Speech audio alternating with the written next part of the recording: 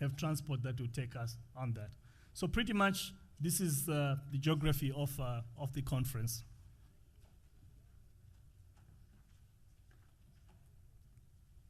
Okay. Now obviously something about the weather. Okay. As I said at one reception yesterday, the weather is quite temperamental. We didn't warn you enough when you were coming.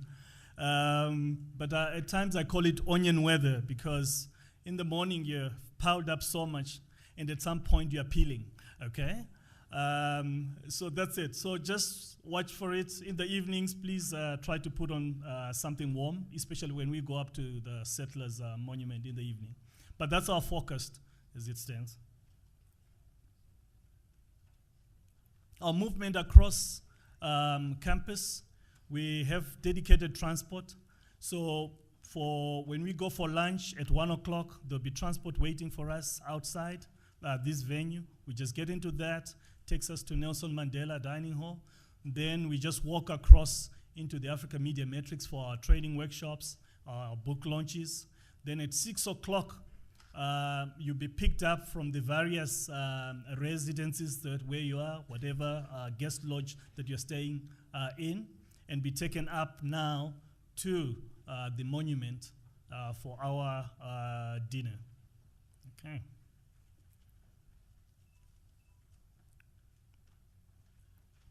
We have our information desk just outside in the foyer. The people there will be very helpful, but there are also publications that are not just to do with the School of Journalism and Highway Africa. There also are publications from the university that I think you might find interesting. Do consult with the information desk. Do also ask them about anything else that you might have missed in the program itself and in my briefing.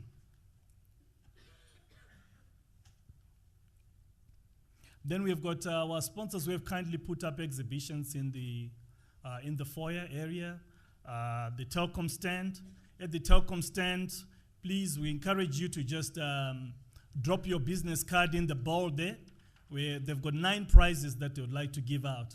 And we're just going to then dip into that bowl at some point in a very transparent way. We will not rig, although I come from a country where we rig elections, but we will not rig this one, okay? It shall remain nameless. Let's not cause diplomatic incidents here. Anyway, City of Tshwane, also with an exhibition stand, Huawei, MTN, there'll be a bookshop that we hope will be set up during the course of today. And you can always browse through. Okay. Then our newspaper, you would have seen a copy of it, but it should exercise editorial independence. But if you saw the newspaper today, there's a picture of somebody there, and it just reminded me of of countries elsewhere where the president of the country, whether they've traveled, they're arriving, the president and the commander-in-chief, of the blah blah has now arrived at the airport, and this is what happened. But I can assure you, there's editorial independence of this thing. So do not make any accusations. I'm just the director, not the dictator. Okay. So please do take a copy. It's a nice souvenir. There are also PDFs of these on the highwayafrica.com website. But just to round off then, I want to really thank this conference. Really has got the buy-in of the university. It belongs to the university. It's hosted by Rhodes University and the School of Journalism. And we find that the leadership of those two places really support this conference in full. So I really want to thank our acting Vice Chancellor, Dr. Sizwe Mabizela, who has been unstinting, very consistent over the years in his support for this conference. Deputy Vice Chancellor, Research and Development, Dr. Peter Clayton, who addressed us this morning. Again, over the years, his support for this conference. I'm personally very grateful, Dr. Clayton, for that support. He's here on that. Professor Anthea Garman, the chairperson for the Highway Africa Steering Committee, who has, with the colleagues that form up the Highway Africa Steering Committee, advised on the topic, the sub-themes, the speakers that we should bring, the format and all that. Colleagues, I really do value your contribution And I hope that we continue working like that in that very open spirit, the spirit of engagement. So thank you so much, colleagues. Then I would like to come to our sponsors. Well, Highway Africa does not own a bank, so I cannot really generate a Visa card or a MasterCard for our partners. But the amazing thing is really the loyalty of our corporate sponsors. If I look at it, and I look at Barclays, 12 years of sponsorship of the Highway Africa Conference, MTN, 14 years of association with this conference. Then, of course, Telkom, 18 years, the founding sponsor of this. That's, we got to give them a round of applause for that.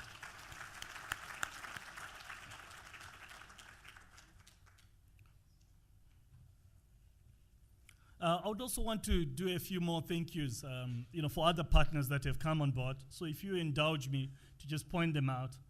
OSISA, the Open Society Initiative for Southern Africa.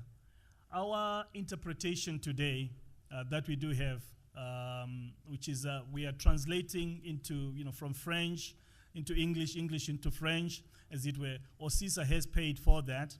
OSISA has also generously supported our speakers, workshops that we're holding on that. The conference report that will come out of this, of the proceedings of this conference, are also supported by OSISA.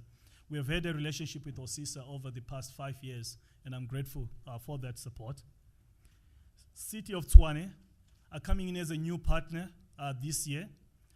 We have signed a 3-year agreement with them, and we're so pleased that they could see value in this. Ties up, they've got their own aspirations. They wish to be the capital city of South Africa by 2055. And they think that they got to have a strategy. And one of the strategies are engage with opinion formers, as it were. And they saw value in partnering with us. So we'd like to welcome them. But we think that my own wish is that their faith in us is validated by the end of this conference. So thank you, City of Tshwane. Nomasonto, where are you? Okay, thank you. Department of Environmental Affairs, 3rd year running that we are partnering with you. Their interest obviously is around how can we have journalism cover a number of environmental issues. This year, the big issue for them is the rhino. And they're supporting an educational trip for a number of journalists that will go out here to some game park, understand a lot more some of the issues around the conservation, the protection of the rhino, some of the issues around the smuggling of the rhino horn, the syndicates that are operating, and whatever, all sorts of things, as it were. We are very grateful for the partnership that we have with you. It's not just limited to that trip, it is also supporting journalists to come into this conference. So we are very grateful for that support. Then we've got a whole lot of our partners who come in, and they're quite key because they bring in speakers and they bring in panels and workshops. Deutsche Welle Academy, Patrick Lusch, thank you so much for the speakers that you have brought in, the topics that you have brought in. We hope really to continue this relationship and that this conference will give you value, and as it is also adding so much value to what we're doing. Free Press Unlimited, also doing one workshop, have brought in speakers into the conference. Again, thank you so much. Free Press Unlimited is a Dutch organization. Deutsche Welle Academy, well, where would they be from? Of course, Deutschland. Okay. That's great. The U.S. Embassy in Harare, for the 3rd year running, have brought with them 20 women journalists that are part of their women journalism mentorship program, as it were. So the 3rd year running, they're here. We want to thank you them so much. Karen Kelly, thank you so much for this support. I really appreciate it. The U.S. Consulate in Cape Town have supported 2 of our speakers that are here, our keynote speaker, Dan Gillmor, and one other speaker, Melanie Beth Oliviero. So we want to thank them as well. The African Media Initiative, Eric Chinje, who is here speaking the program. Thank you so much, Eric. and Nobile CBC, who is participating in the program as well. We really want to thank you for this partnership. Internews, running a data workshop for us, transparency and accountability workshop. Again, we want to thank you. You are partnering with Open Institute, Muchiri, Nyaga, to do that. We want to thank you so much for coming on board. Ida Just, thank you, and to Muchiri. And to Dorothy Otieno from Internews for doing that with us. Then, of course, the African Editors Forum, who we have partnered with since 2005. I want to thank them for the partnership and bringing the editors to this conference. And SANEF, South African National Editors Forum, again, a long relationship with us, bringing the editors here, having your own council meeting, and seeing value in coming to Grahamstown. So if we could give all those a big round of applause for their participation. But I'm not yet done with my thank yous. I want to thank the speakers and trainers. We don't pay our speakers, but the enthusiasm with which actually they come and prepare, the effort that goes into preparing presentations, whether it's even writing a paper, but they have done that. Year in, year out, we are humbled that they would find interest in coming out here. We're a bit off the map, so when you really make that pilgrimage, I can tell you, I really appreciate it. So thank you so much to our speakers and trainers for that. Our delegates, we've got some very special delegates in here, that are part of the Future Journalist Program. Are you in here, future FJPs? I want you to stand. Can I have the lights on, please? Because I need to just have these young people. We have a program that has been running for 7 years, supported by Open Society Foundation, which brings together young people who are in their second year studying journalism. And we have what we call boot camps, 3 camps with them in a year, just to give them added skills, multimedia journalism, so that when they go into the market or they wish to do their own journalism, they are empowered in that way. So for 7 years, we've done this. This is the 2014 class. They'll be graduating tomorrow, getting their Rhodes certificates, as it were. But, this is the future of journalism in Africa. Can we give them a round of applause? Thank you, FJPs. Great. The other group that we have are the Women Journalist Mentorship Program members who are here. Karen Kelly, can I see them? Where are they? Can they stand, please? What an innovative program. All the women that you see here are already mid-career journalists, and this program is priming them for leadership positions in the newsroom. A very innovative program started by the U.S. Embassy in Harare. I would like us to give a round of applause to them and to the U.S. Embassy. Thank you so much. My thank yous don't end, but you would agree with me. It's easy to be a cynic, especially living on this continent. But I'm privileged to work with youthful energy out here and idealism. And when you work with the young people at Rhodes, maybe they are like every other students at other universities. I don't know. I've only worked at Rhodes University. But our students are at another level. They're the real stars of this show. And I want to really thank them for the diligence that they put into this, the energy, the way that they actually handle themselves, their attitude. I think they just give me hope that there is a future for this continent on that. Can we just give them a pum-pum on that? Okay. I think I'm getting there. I'm there. So, great. I'm to the end. Okay, so we're now going to do our takeoff.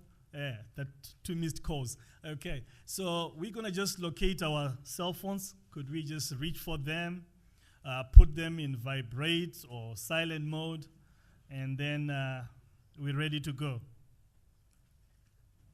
Okay, so if I may now call upon Professor Anthea Garman, Deputy Head of School and the Chairperson of the Highway Africa Steering Committee, to make her remarks. Thank you.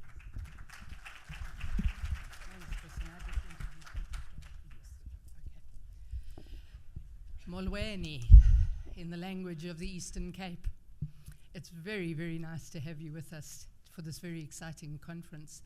And it is the showcase of what the School of Journalism and Media Studies does every single year.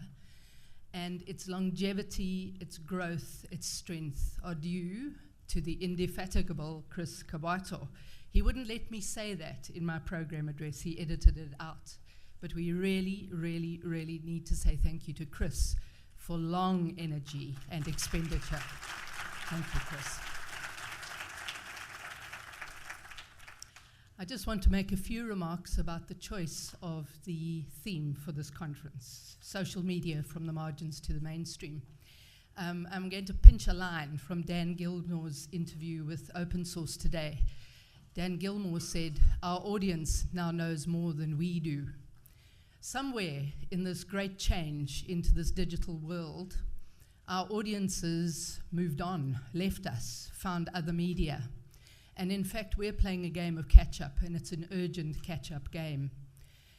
Probably I think, as an educator, but of course I'm sitting in an environment in which I don't have to run a media organization and panic every single day about the bottom line.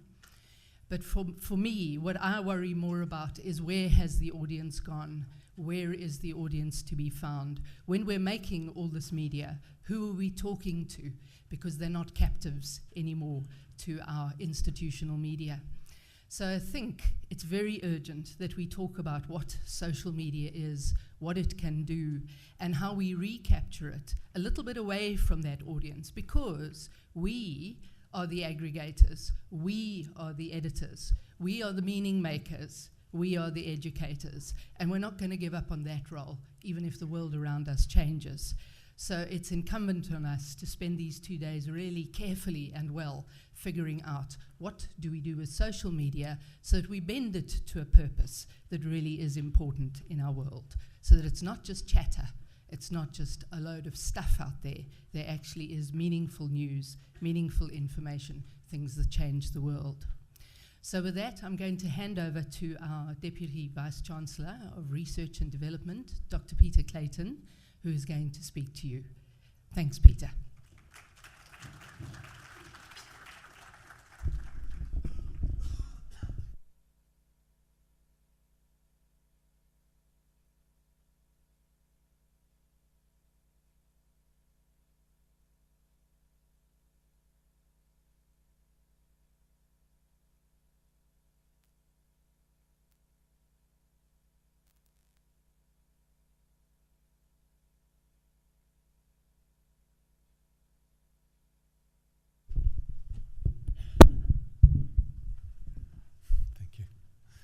Good morning, everybody. That was a Ferrari pit stop change of the batteries of the microphone. On behalf of Rhodes University, I want to welcome you warmly to this Highway Africa conference, the 18th in the series. And it's a conference series that we are so proud to host at Rhodes University because it brings together people from all over, particularly from all over the African continent, but scholars and journalists and academics and people from civic society around this very, very important area of media. And that we are able to bring you to this little village at the southern end of the continent makes us feel good, because we know we're not on the way to anywhere. So we know you've come here for a special purpose, and we appreciate the effort. The further you've come, the more we appreciate it. I bring you apologies from our Acting Vice-Chancellor, Dr. Mabizela, who had to be away on university business today, but he'll be back tomorrow in time to join you for the Telkom Highway Africa Gala dinner, so you'll get to meet him there. And I want to make a few acknowledgements of people who are here. First of all, Professor Larry Strelitz, head of the School of Journalism and Media Studies. The school as a whole is an entity that we're hugely proud to have at the university and contributes hugely to the intellectual face of our university. And Professor Anthea Garman, who's just spoken to you, and the role she plays, you heard about, but particularly here as chair of the Highway Africa Steering Committee, and in fact, all those who contribute to the Highway Africa Steering Committee. I want to acknowledge the sponsors, and particularly Mr. Delwood Patel, Executive Digital Markets from Telkom, who is joined us this morning. Thank you very much for being here as well, and other representatives of the organizations that sponsor it. This is, of course, we don't always like to harp on the money, but this would not happen without the loyalty of sponsors, and loyalty that goes, into decades from sponsors says something, about the event, that it's worth putting support into, but it says also something about the sponsor. So we really value having that loyalty in our sponsors for this particular event. I'd like to thank, for being here and participating, the leadership of the Africa Editors Forum, the South African National Editors Forum, and the Africa Media Initiative, the support and participation of members of the Diplomatic Corps, the representatives of our sponsors I've mentioned, and although Anthea's already done this, I want to also mention the director of the Highway Africa Center. We usually wait till the end of the conference to say, well done, Chris, just to see if it's a success or not. But I think after 18, we can probably think it's okay to say, well done, Chris. But Chris Kobato is this modest man who creates and coordinates and influences and pulls things together in the background. And he's very quick to, to give the credit to others. But Chris, we are in awe of you. He was standing here. He's gone. He's there. Thank you for what you've done.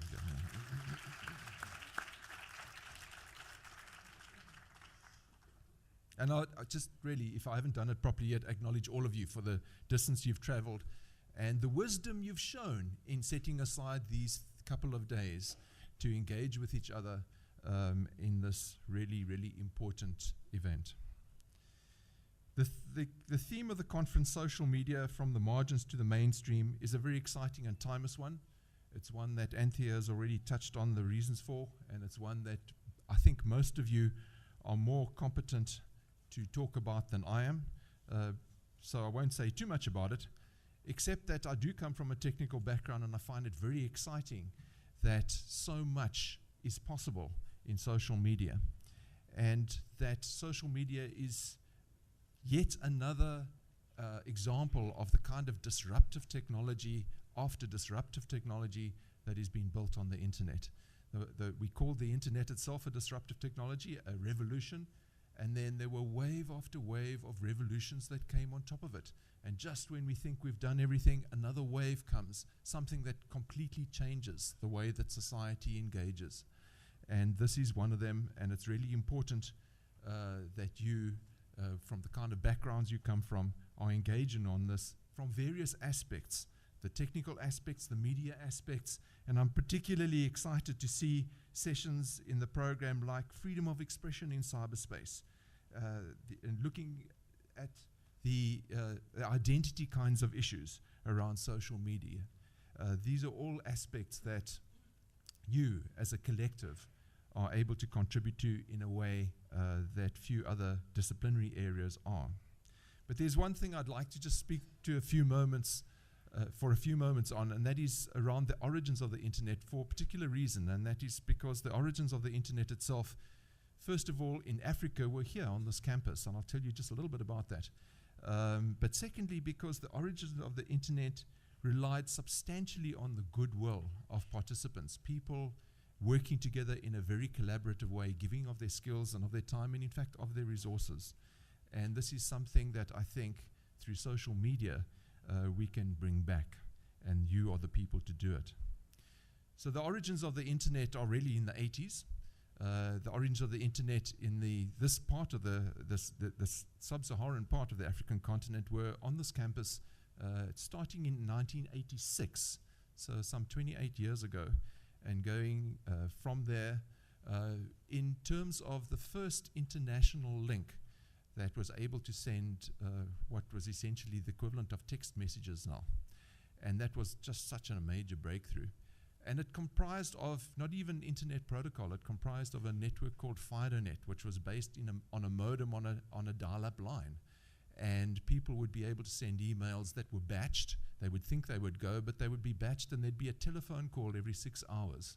So just the opposite of Instagrams and immediate tweets. If you sent a message, you would wait 6 hours for it to even leave the server. But of course, compared to sending a telegram or writing a letter, it was amazing speed. We were all in absolute awe of it. And one of the big breakthroughs I can remember was when the first file attachment was sent. And I think that was probably in something like 1989, the first file attachment to an email message was actually sent across that line. And of course, it really started taking off when a permanent line was put in and the internet protocol itself was used. And of course, the World Wide Web came quite a while after, almost 10 years after. I think the first website that we put up here, which was one of the early ones in the world as well, was in the mid to late 90s, I think 97 or something like that, after Tim Berners-Lee had introduced us all to hypertext markup language. So those of us who kind of in our 40s and up, this is not long ago. Of course, if you're under the age of about 28, you've always lived with the stuff and it's not a big deal for you. But for anyone who's past that sort of age, it's really not long ago.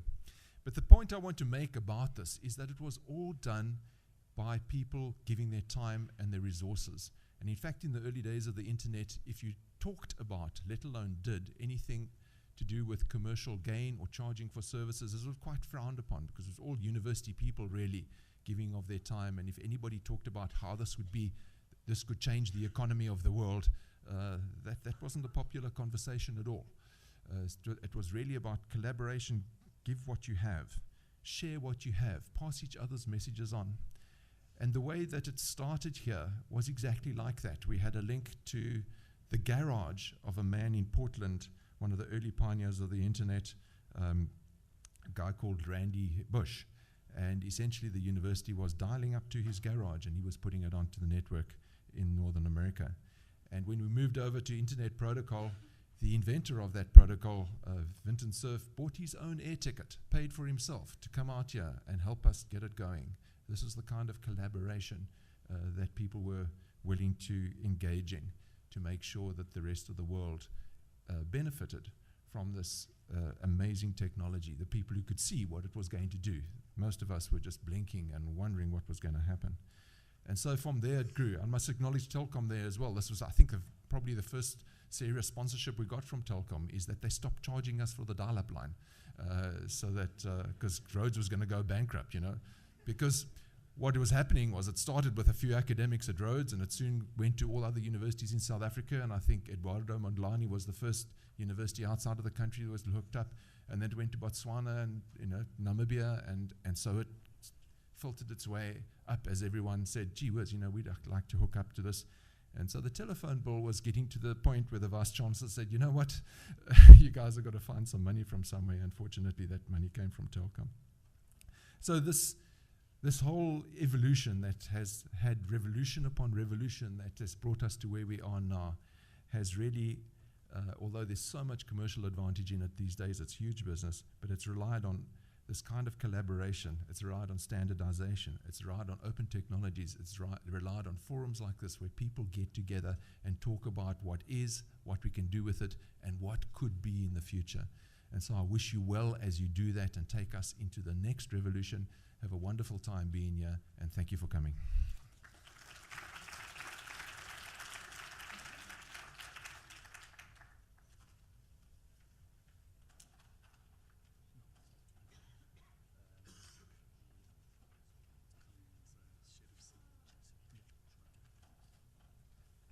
Our next speaker is the president of the African Editors Forum, Sherif C. Sherif is the chairperson of TAIF, which was formed in 2005. He's a journalist. He's a columnist, publisher of Bendre and Le Nord newspapers. He's also a freedom of expression activist. He's the organizer of the International Festival of Freedom of Expression and Press in Ouagadougou. Does anybody know where Ouagadougou is? Okay, Burkina Faso. Okay. Sherif is going to make his address in French. We've got headsets for you if you need. You're gonna give whoever needs a headset. You'll be able to access that. French is 2, English is 1. So, okay, you just put it on 1 for most of you, and all that. Sherif.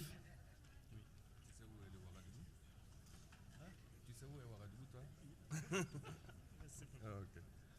Thank you. Okay, thank you.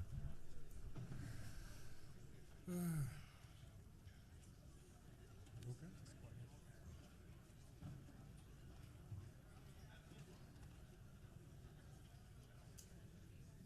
Okay, d'accord. Okay. Okay. We can now settle down. Thank you.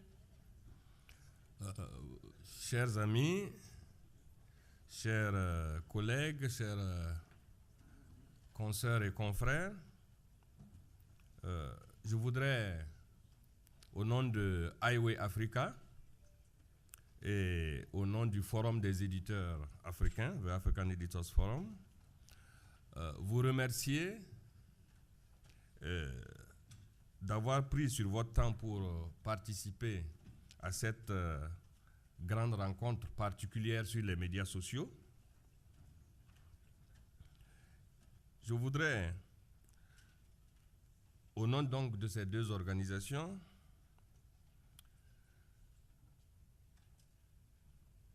vous encourager bien sûr à participer à toutes les séances, puisqu'il y a un certain nombre de professionnels qui vont nous faire de brillants exposés sur lesquels nous pourrons discuter.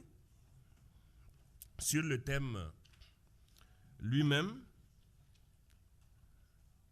je me pose la question de savoir s'il faut fétichiser les médias sociaux ou faut-il les prendre simplement pour ce qu'ils sont, comme des outils de socialisation, de réseautage et de navigation sociale, comme un outil de diffusion et de partage de contenu. Je pense que cela va faire l'objet d'un grand débat. Je voudrais que vous me permettiez rapidement de vous présenter notre organisation, le Forum des éditeurs africains, qui a été lancé, créé depuis 2003 et qui a pour objectif de promouvoir un journalisme de qualité, de faire progresser la liberté et l'indépendance des médias, de développer le réseautage entre les éditeurs africains afin qu'ils racontent eux-mêmes l'histoire de l'Afrique et ne pas le laisser faire par les autres. Donc, depuis particulièrement 2005, le Forum des éditeurs africains est en relation et en partenariat avec Highway Africa. Nous participons donc à toutes les réunions. Ce partenariat nous permet aux deux organisations de fédérer nos efforts, de travailler ensemble pour vraiment élever le niveau de journalisme en Afrique. Je ne voudrais pas être long, puisqu'on m'a demandé tout juste de vous souhaiter la bienvenue à cette conférence. Donc, je vous le souhaite. Je voudrais vous, encore une fois, demander votre participation active parce que le sujet est très important, parce qu'il impacte nécessairement sur le développement de nos médias. Encore que pour moi, il est difficile de faire la différence, et dans le débat, nous en parlerons entre ce que les uns appellent les médias traditionnels et les médias sociaux. Je ne vois pas très bien cette dichotomie. Moi, je suis de la presse écrite, comme beaucoup d'éditeurs ici.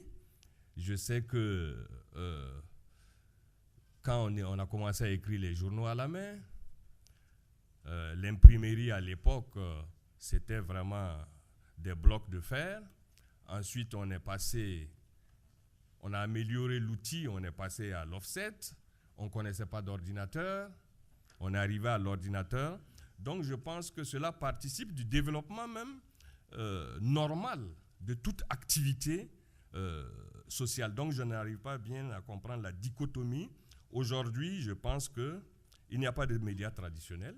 Il y a des médias qui ont des outils technologiques à leur portée et il leur appartient d'exploiter tous ces outils-là. L'avantage aujourd'hui, c'est qu'avec ces outils-là, dont tout le monde peut se servir, il y a un immense partage de contenu, mais dans cet immense partage de contenu, il y a quand même une utilisation négative et puis une utilisation professionnelle des choses. Donc voilà juste ce que je voulais dire et terminer en disant que le Forum des éditeurs africains, au-delà de ses missions traditionnelles qui sont la défense de la liberté de la presse, qui est la promotion d'un journalisme de qualité ou d'un réseautage, travaille aussi à son niveau à impacter sur le développement de l'Afrique. C'est ainsi que ces derniers mois, nous avons, en partenariat avec l'Union africaine, commis un audit des services de communication de l'Union africaine. Parce que nous pensons qu'au niveau de l'Union africaine, la communication est déficitaire et nous, notre mission est de leur proposer des améliorations parce que nous souhaitons que l'Union africaine devienne une union des peuples africains et non une institution coupée des peuples africains. Je vous souhaite donc une bonne journée et une très bonne séance. Je vous remercie. Thank you.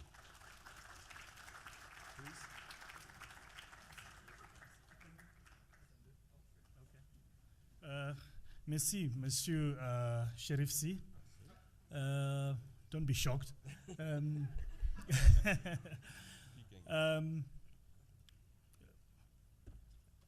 Monsieur Sheriff, il n'y a plus qu'un frère. Je me rappelle dans ces messages à courrier, il disait Highway Africa est notre maison commune. Cette déclaration se constitue vraiment. Permettez-moi de les remercier encore une fois. Merci beaucoup, mon frère. Non, mais attends. Non, ce que Chris vient de dire. Oh no, thank you. My English is very bad. Non, ce que Chris vient de dire est important parce que pour nous, au-delà du protocole, au-delà du partenariat, je dis toujours et je répète partout, je dis, je suis Highway Africa. Parce que Highway Africa, c'est notre propriété, c'est notre maison commune. Et vous n'imaginez pas l'impact que Highway Africa apporte à des médias qui sont en Afrique de l'Est, qui sont en Afrique de l'Ouest. Et c'est ça, et c'est notre chose. Et si je ne suis, quand j'arrive ici, je ne fais pas de différence entre les organisateurs de Highway et moi-même. Je suis à leur disposition parce que s'il y a quelque chose à faire, je ne pense pas que Chris le fasse pour lui, je ne pense pas que son équipe le fasse pour lui, je ne pense pas que Rhodes Université le fasse pour eux ou bien simplement Grandson ou pour l'Afrique du Sud. Mais ils le font pour toute l'Afrique et surtout pour tous les médias africains. Et ce n'est pas à lui de nous dire merci, c'est nous qui lui disons merci. Okay. Hello, brother. Okay, thank you. Okay, thank you so much. Okay, our last speaker in this session of the opening is Mr. Dawood Patel.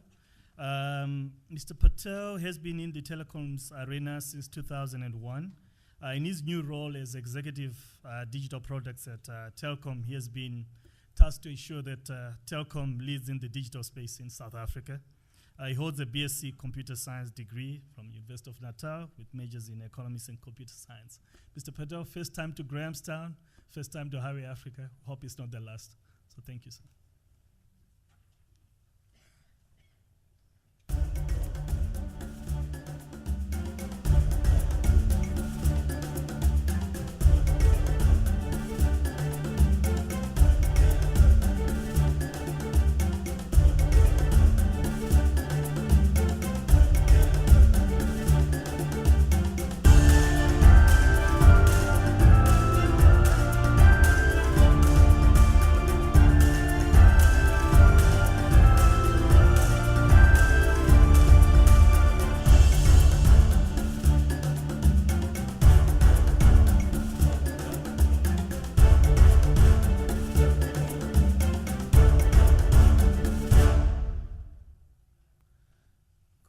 Thank you, Chris. Good morning, everybody. Firstly, on behalf of Telkom and the Telkom management team, it's an honor and a privilege for us to be once again part of this conference. As Chris said, it's my first time here, but for the last 18 years, Telkom has been part of the Highway Africa setup, and it's truly an honor and a privilege to be part of this construction business. In terms of the topic, I think it's quite apt. Social media has, like the previous speakers have said, taken us the world by storm, created platforms for people to engage that we didn't have previously. And so we're quite happy to be part of this discussion and part of this conference and part of the opportunity to engage with thought leaders like yourselves. I was going to go through a whole lot of stats, but I think the previous speakers went through quite a bit of stuff, so I'm going to do an impromptu one and come up with a few things. But I think we're very well aware of the fact that the trends that are happening from youth moving away from Facebook because their parents are getting on there, to Twitter being used in America and Europe for celebrity news, while soccer is the main topic of conversation in Africa. And some weird things such as Katy Perry having more followers on Twitter than Barack Obama, those sort of things that come up. But what's quite important for us as Telkom is to understand how do we play a role and how do operators around Africa play a role in enabling this. Because that's where we see ourselves going forward. How do we make sure that we provide technology, capability, connectivity for users across the continent, irrespective of geography, irrespective of social status, etc., to allow them to engage with social media and to be part of this conversation. To that effect, I think I'm going to do a little bit of a sales pitch here, but essentially we as Telkom in 2013 launched VDSL in South Africa. We've launched LTE as well. We've also launched, soon to be launching fiber to the home to 23 suburbs in South Africa. And what's critically important, not only is enabling the technology, but also bringing down the costs. So no longer the huge bills that the Vice Chancellor is going to be worried about. I think when I sort of started in the industry in 2001, I think it was, a megabyte of data cost 50 Rand a meg. I mean, that's now 23 cents a meg. So the costs have come down, the coverage has increased, and I think the performance has largely increased. So we're pretty much ready to be part of this journey with everybody. We're ready to enable this for the country. And we want to do that with quality, value for money, and superior performance. So once again, on behalf of the Telkom team, thank you very much for allowing us to be part of this once again. And we're looking forward to this for many years to come. Thank you very much.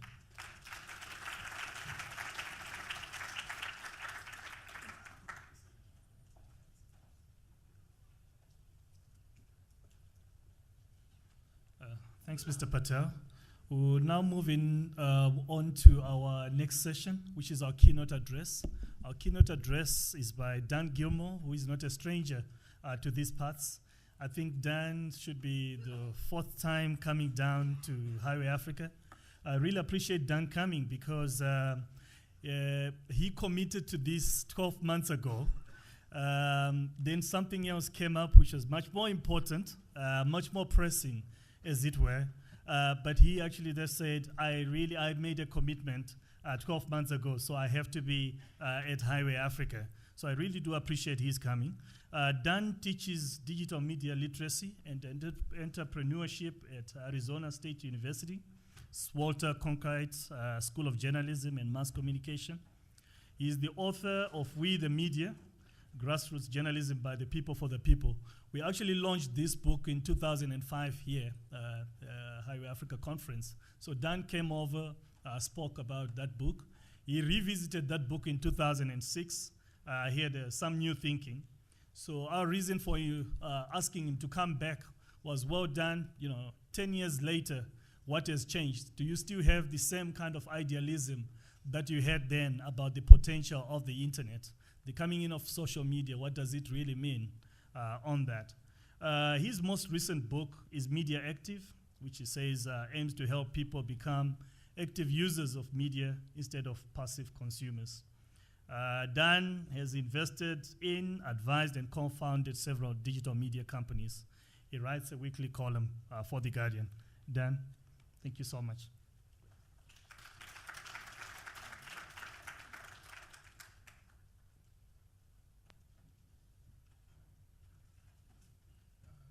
Which mic should I use? Thank you. It's an amazing honor to be back, and thank you, Chris.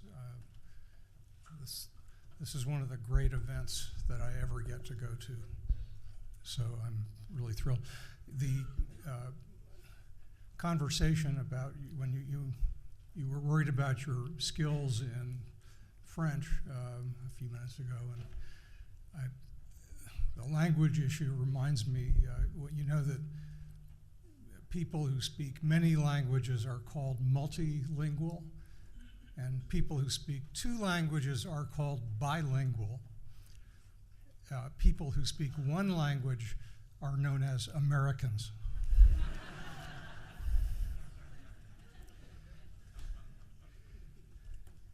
So I'm going to try to range fairly broadly here and to think about where we've come and where we're going. And this is a conference focusing on social media. I'm going to make a point here that early on, that I think all media by definition are social in some way in the digital age, and we'll come back to that in a bit. But I want to look fairly broadly at where we are. Oh, by the way, the book that Chris mentioned, you see it's such a profoundly best-selling book that I'm number 290,000 on Amazon. So, it's actually still selling, which is not bad for a decade later. Here's the agenda. I do want to talk about a lot of different things. Toward the end, I'm going to try and talk about some things that really worry me in the context of the media and how it's developing, and some risks that we must face as journalists, or we're going to be in some real trouble. So to understand where we're going, much less where we are, it's useful to think about where we've come from. And I'll just do my very, very brief history of media to get us going. By the way, Chris, are we on full amount of time, or do you want to shorten? No. Okay. Okay. So I think of media going as in the sense of creating something that is preserved and that others then can look at or use later on. That there are many definitions, but it's the one I'm going to go with. And maybe we can think of the drawings in the cave walls. This is in France, and there were others around the world. But as one of the really early forms of media, think of media 0.1. Forgive me, I've been living in Silicon Valley for so long that I put version numbers on everything. Maybe the papyrus, the first kind of paper-like thing, after the invention of the written language, would be another major step forward in media.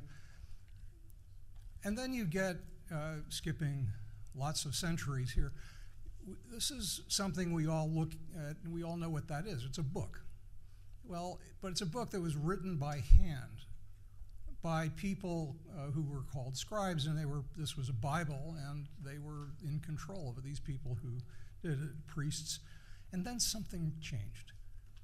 I think of the 1.0 media as the Gutenberg Bible, the printing press, and what that created was really quite extraordinary and reverberated through the ages, and where we are today is an extension of it, but this was a very, very important thing.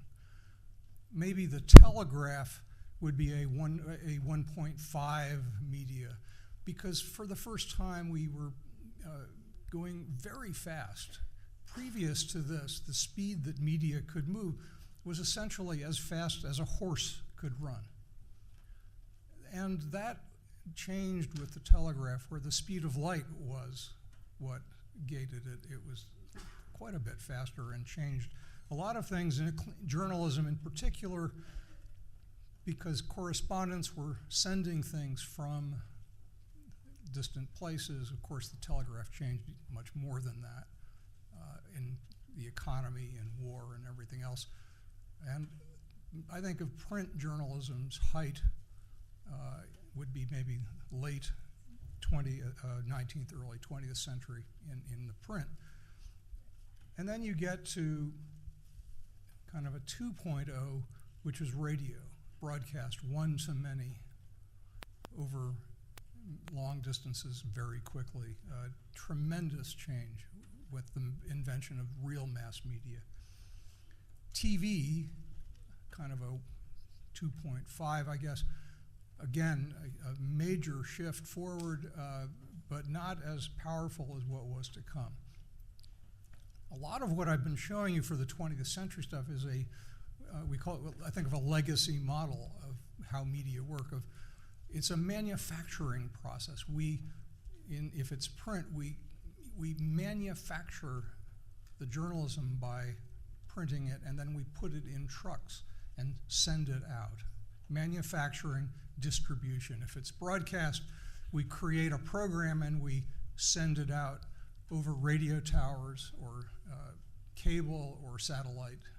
But that's a manufacturing distribution model. And if you've studied communications theory at all, you'll recognize that chart at the top by Claude Shannon, who kind of created information theory. But that's very much the way messages and information moved in the traditional media. And then we get to this. Then we get to 3.0, the explosion from the internet. And the printing press may have been the first big one, but this subsumes and includes and extends all of the previous forms of media. And we don't really know exactly how the information flows. We're getting better research on it than we had a decade ago, and we're going to be spending a long time figuring this out, a long, long time. So the thing that I want to stress and focus on in a difference in the way things go from the past, in this media, and why social is so key to this. Remember I said that it was manufacturing and distribution before. That's not what we do now. That's not the same thing anymore. Here's what we do today. We create stuff, as we did in the past, but then we put it somewhere online, and people come and get it. That's not the same thing as distribution, the way we did it in the past. And if we don't recognize that, and a lot of traditional journalists are still trying to figure that out, if we don't get that, we miss a very big change and a very big point. What's exciting to me, and what I've spent a lot of years working on, is this notion that the consumer becomes the creator.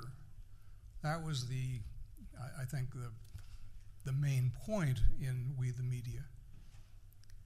But much more exciting to me going forward is that the creators are becoming collaborators, because this is inherently collaborative technology that we're using to do these things.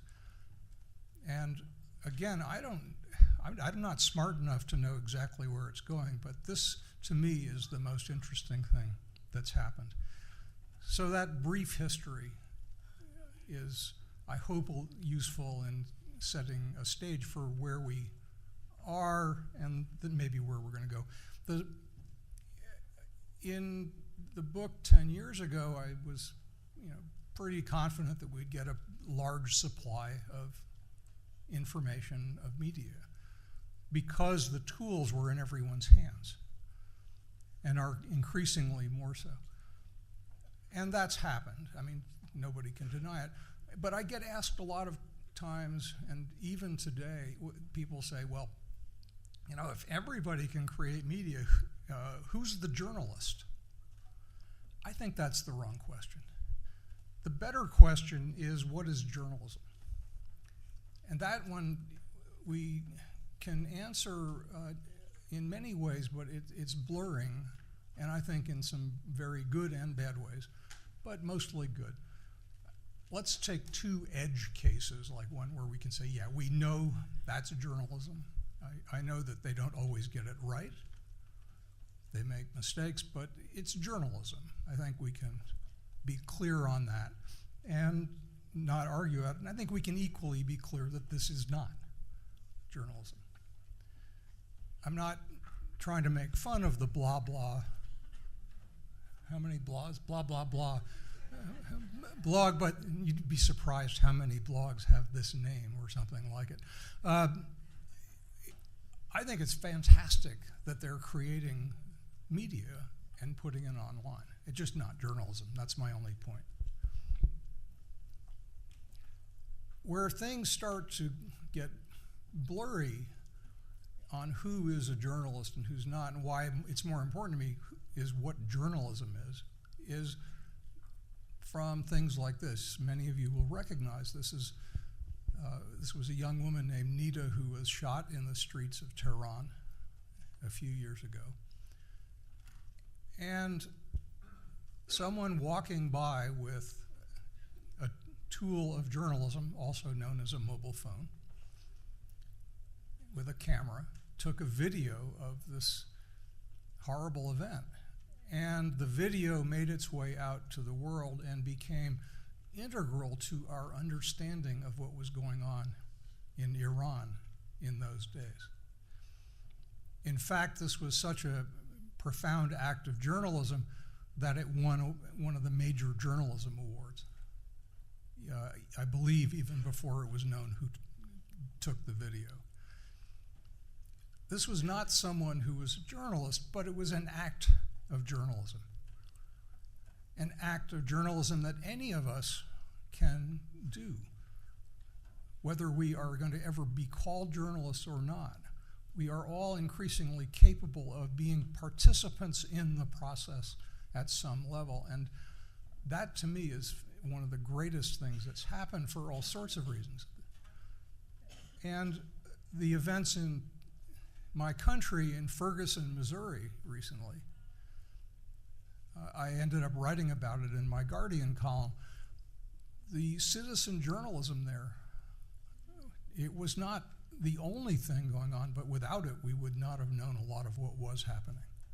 And it certainly started to get to wide public attention because of people who would never call themselves journalists, including a local politician who was tweeting regularly and who actually was one of the more important providers of information.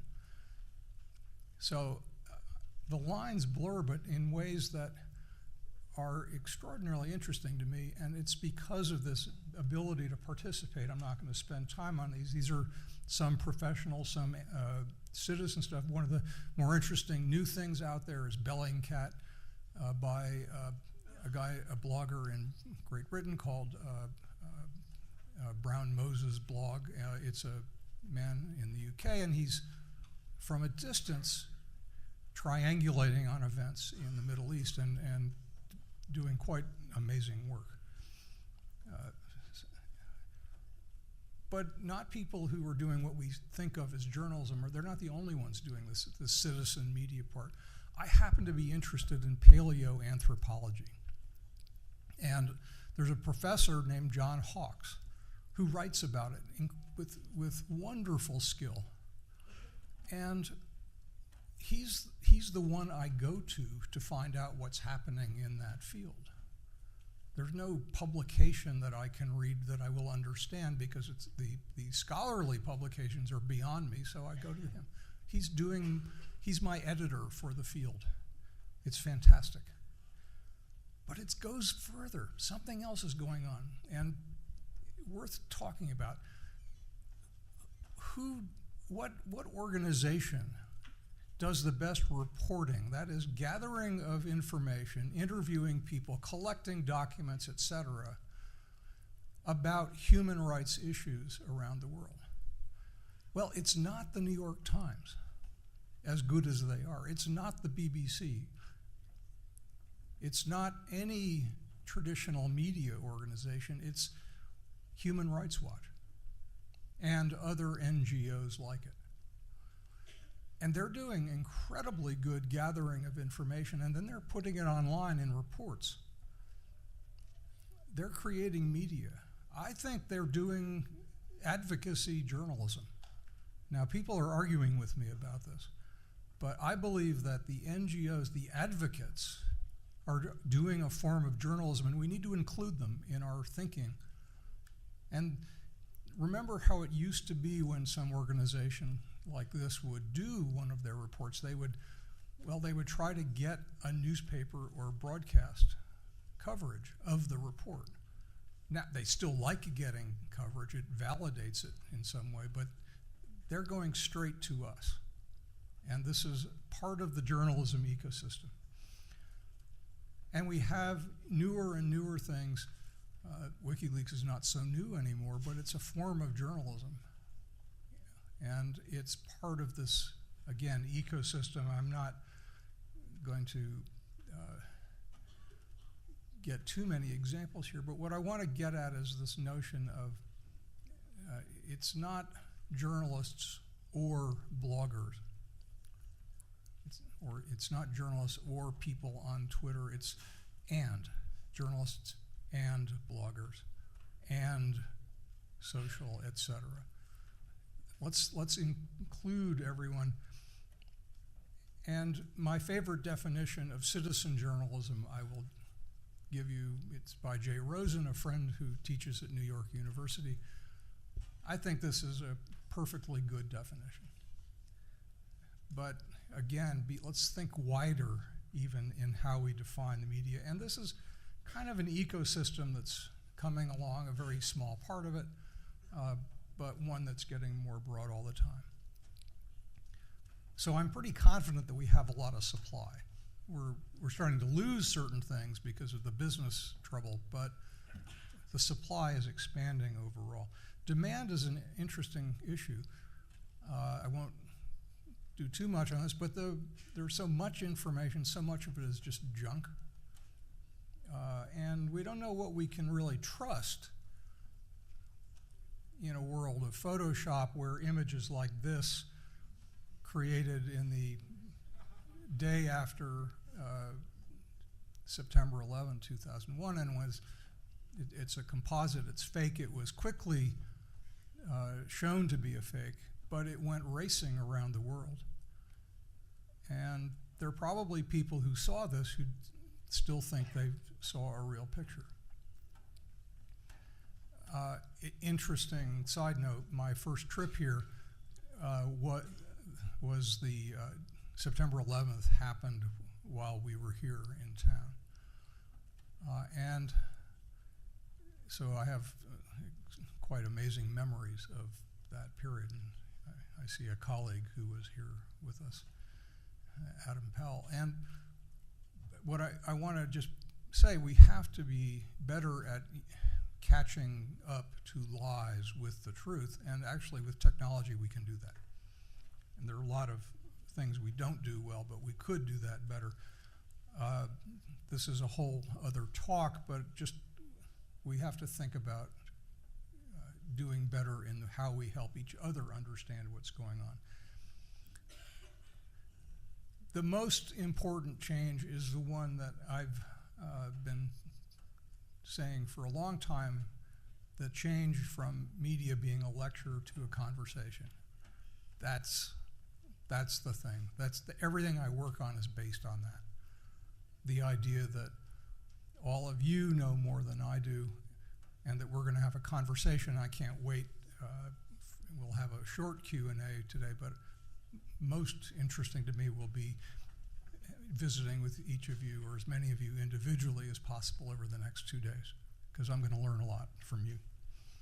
What we should not be changing are principles. The first 4 of those, any journalist would agree with.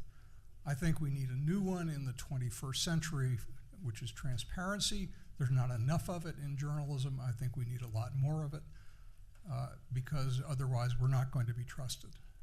And journalism, in the end, is fundamentally about trust. So that's kind of where we are. And now, over the last decade, the amazing expansion of tools and techniques. When I wrote We the Media, the smartphone, as it's known, didn't exist. The social networks that are now the most popular did not exist, or were just getting started. There are so many things that have changed in a decade, but a lot of it's evolutionary, not revolutionary. And it's this inclusive thing of they're adding to, they're not distant from the original stuff. So, curation and aggregation, and I won't spend a lot of time on each of these things, but the ideas that the professional journalists are finally recognizing, it's taken a long time, that the audience knows more than they do and can help. And the audience is often very happy to help. This is an example in the US of somebody, ProPublica, quite a fine nonprofit media organization, asking people around the country for help collecting documents. We should all do this. This is just too obvious. The Guardian has done this with, we call it crowdsourcing. I'm sure many of you have used it yourselves, but again, we need to expand on it because it's so useful.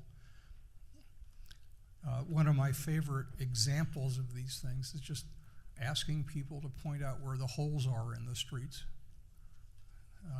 Not a thing that would be profound journalism, but useful. People's infrastructures are important. And journalists also need to use people's ideas that were not their own.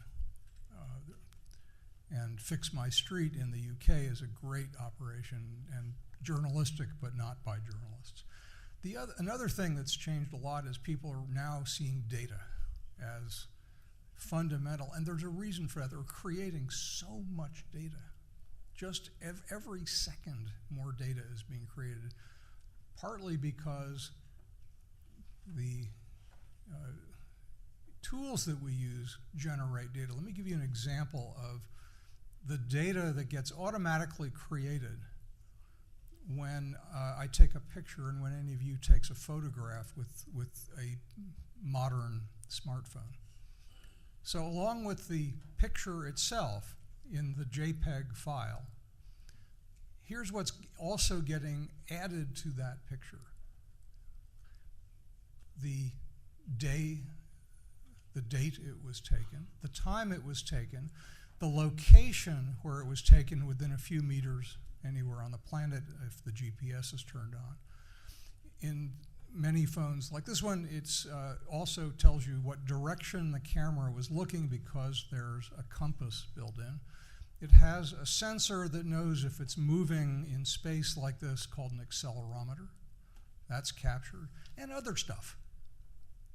All this data being created automatically by me not really thinking about it as I take a picture. And there are sensory devices like this being put throughout our world. And we're still, the things we're going to do with that are extraordinary. It's also quite worrisome from a privacy point of view. We should think about what we're doing. But data is just overwhelming, and then anytime you interact online, you're creating data, and that may not be such a good thing for privacy, because the business, as other people have said, the business model of the internet is surveillance. If you're not paying for it, as the saying goes, you are the product being sold to somebody else. Just keep that in mind.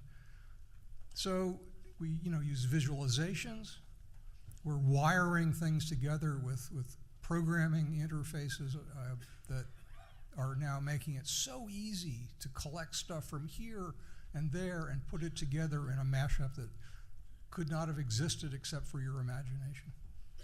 Certainly the original creators would have had no idea that you were doing that. Boot camps and education for data are going all over the world. The open data movement, trying to free government data so that anyone can use it, is a wonderful thing, and we're seeing it spread throughout the world. It's fantastic, and I should point out that here, in the last few days, Peter had a data program, and this was one of the things created based on water issues here in Grahamstown. Is the person who did this in the room? I wanted to. Nice going. And one of the things I want to point out is that the tools to do this are free. You don't need to spend money except on your original equipment and then your access to get these things going. That's another big deal. I recommend this to people who are interested in data. And if you were here last year, you heard all about these things from Peter in his keynote. And then mobile, which is it's really the way that certainly people on this continent more than not get information and create information. Certainly my students use this screen more than not. I want to point out, by the way, that this is not the last word in displays. This is not the last thing we're going to have. This is part of an evolutionary process. It's very convenient, but there are already displays that are built into eyewear, and increasingly that's where they're going to end up.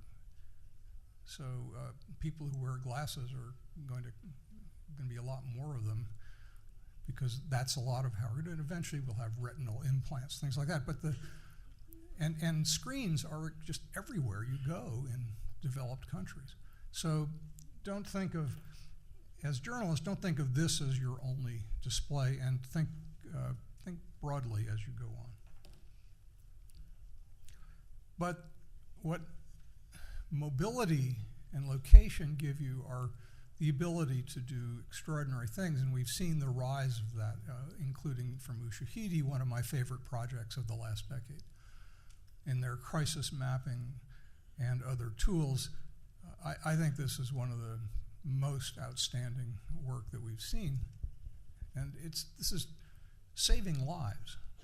This is not just doing journalism, this is saving human lives. And we should be thinking about that place where citizen media crosses over from just information to something that's literally saving people from a bad fate. And then going into the future, this is an early example of something that we're going to be seeing a ton of over the next decade and longer. Remember, I mentioned a minute ago that we're implanting sensor devices, and when I say a sensor, I'm talking with a thermometer is a sensor. There's a sensor that creates the camera image with the phone. The things that measure something and then create data from it are sensors. And they're being put everywhere in the environment.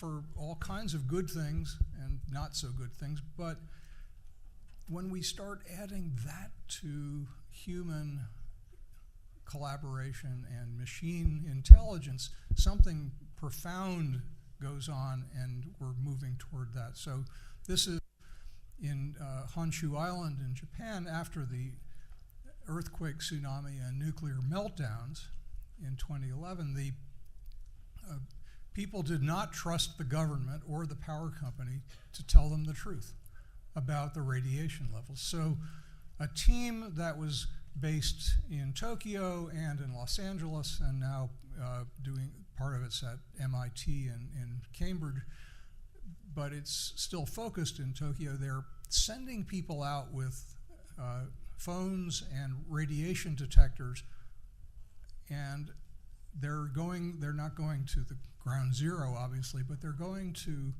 the region in Honshu Island that was affected by this, and they're getting measurements. And this is a form of media as well, but it's combining things that we have not combined in the past. And we're going to see lots more of this, and a lot of it will be done automatically. Journalists should be thinking about how to plug in to these sorts of things. And of course, we're being social in what we do as professionals, but I want to just offer a bit of a caution. The velocity of information is higher in a social media world.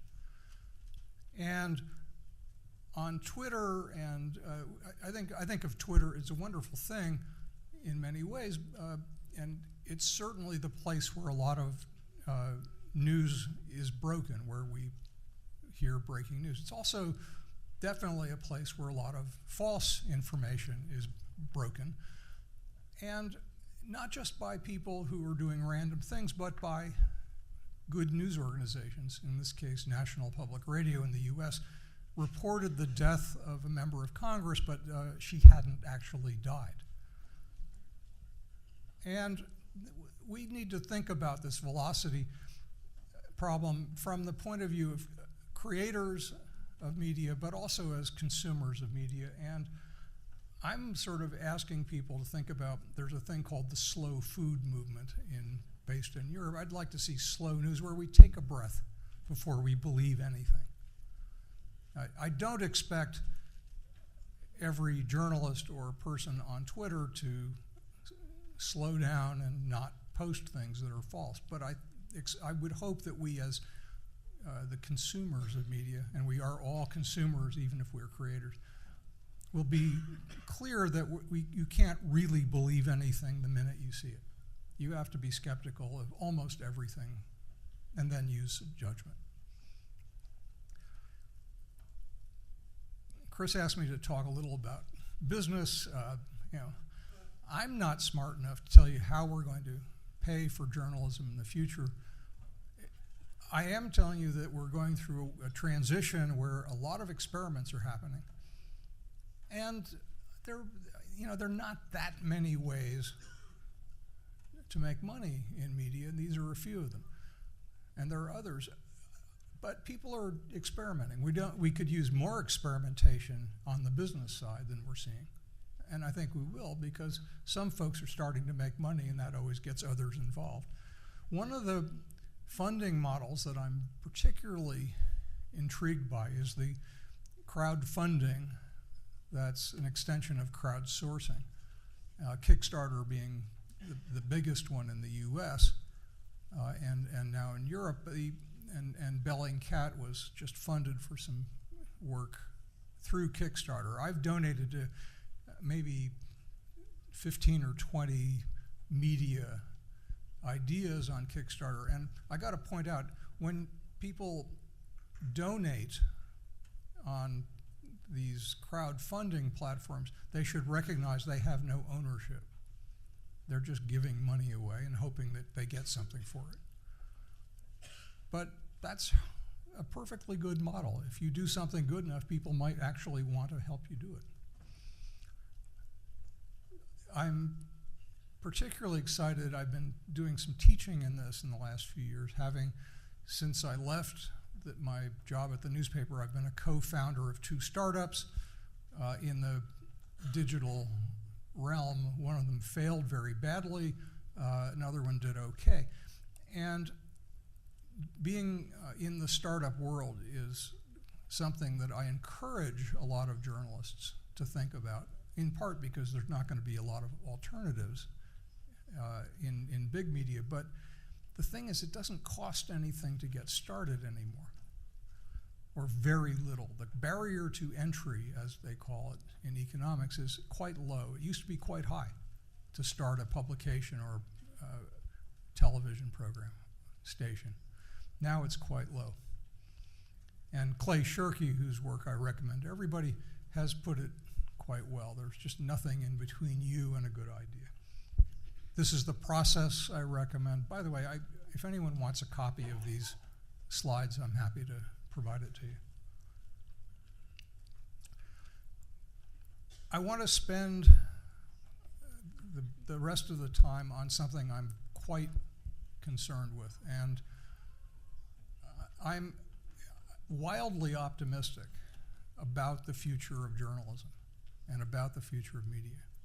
But I'm very, very worried about some trends that I think we as journalists must focus on and face and discuss and help our audiences understand as well. And I'm going to just spend a few minutes talking about them. There are, of course, there have always been risks in journalism. They're getting higher in the war zones around the world, and we need to be thinking about that. I'm also asking you to think about something that when we talk about journalists being killed, typically when you see stories about it, it's professionals being killed. Well, that quote at the end is the very end of a story in The Independent, and I'm going to highlight it. The headline and the entire story was about 39 journalists being killed. And at the very end, they note, oh, by the way, there were 122 citizen journalists who were killed in Syria. I don't think that should be at the end of the story. I think that should be part of the story high up.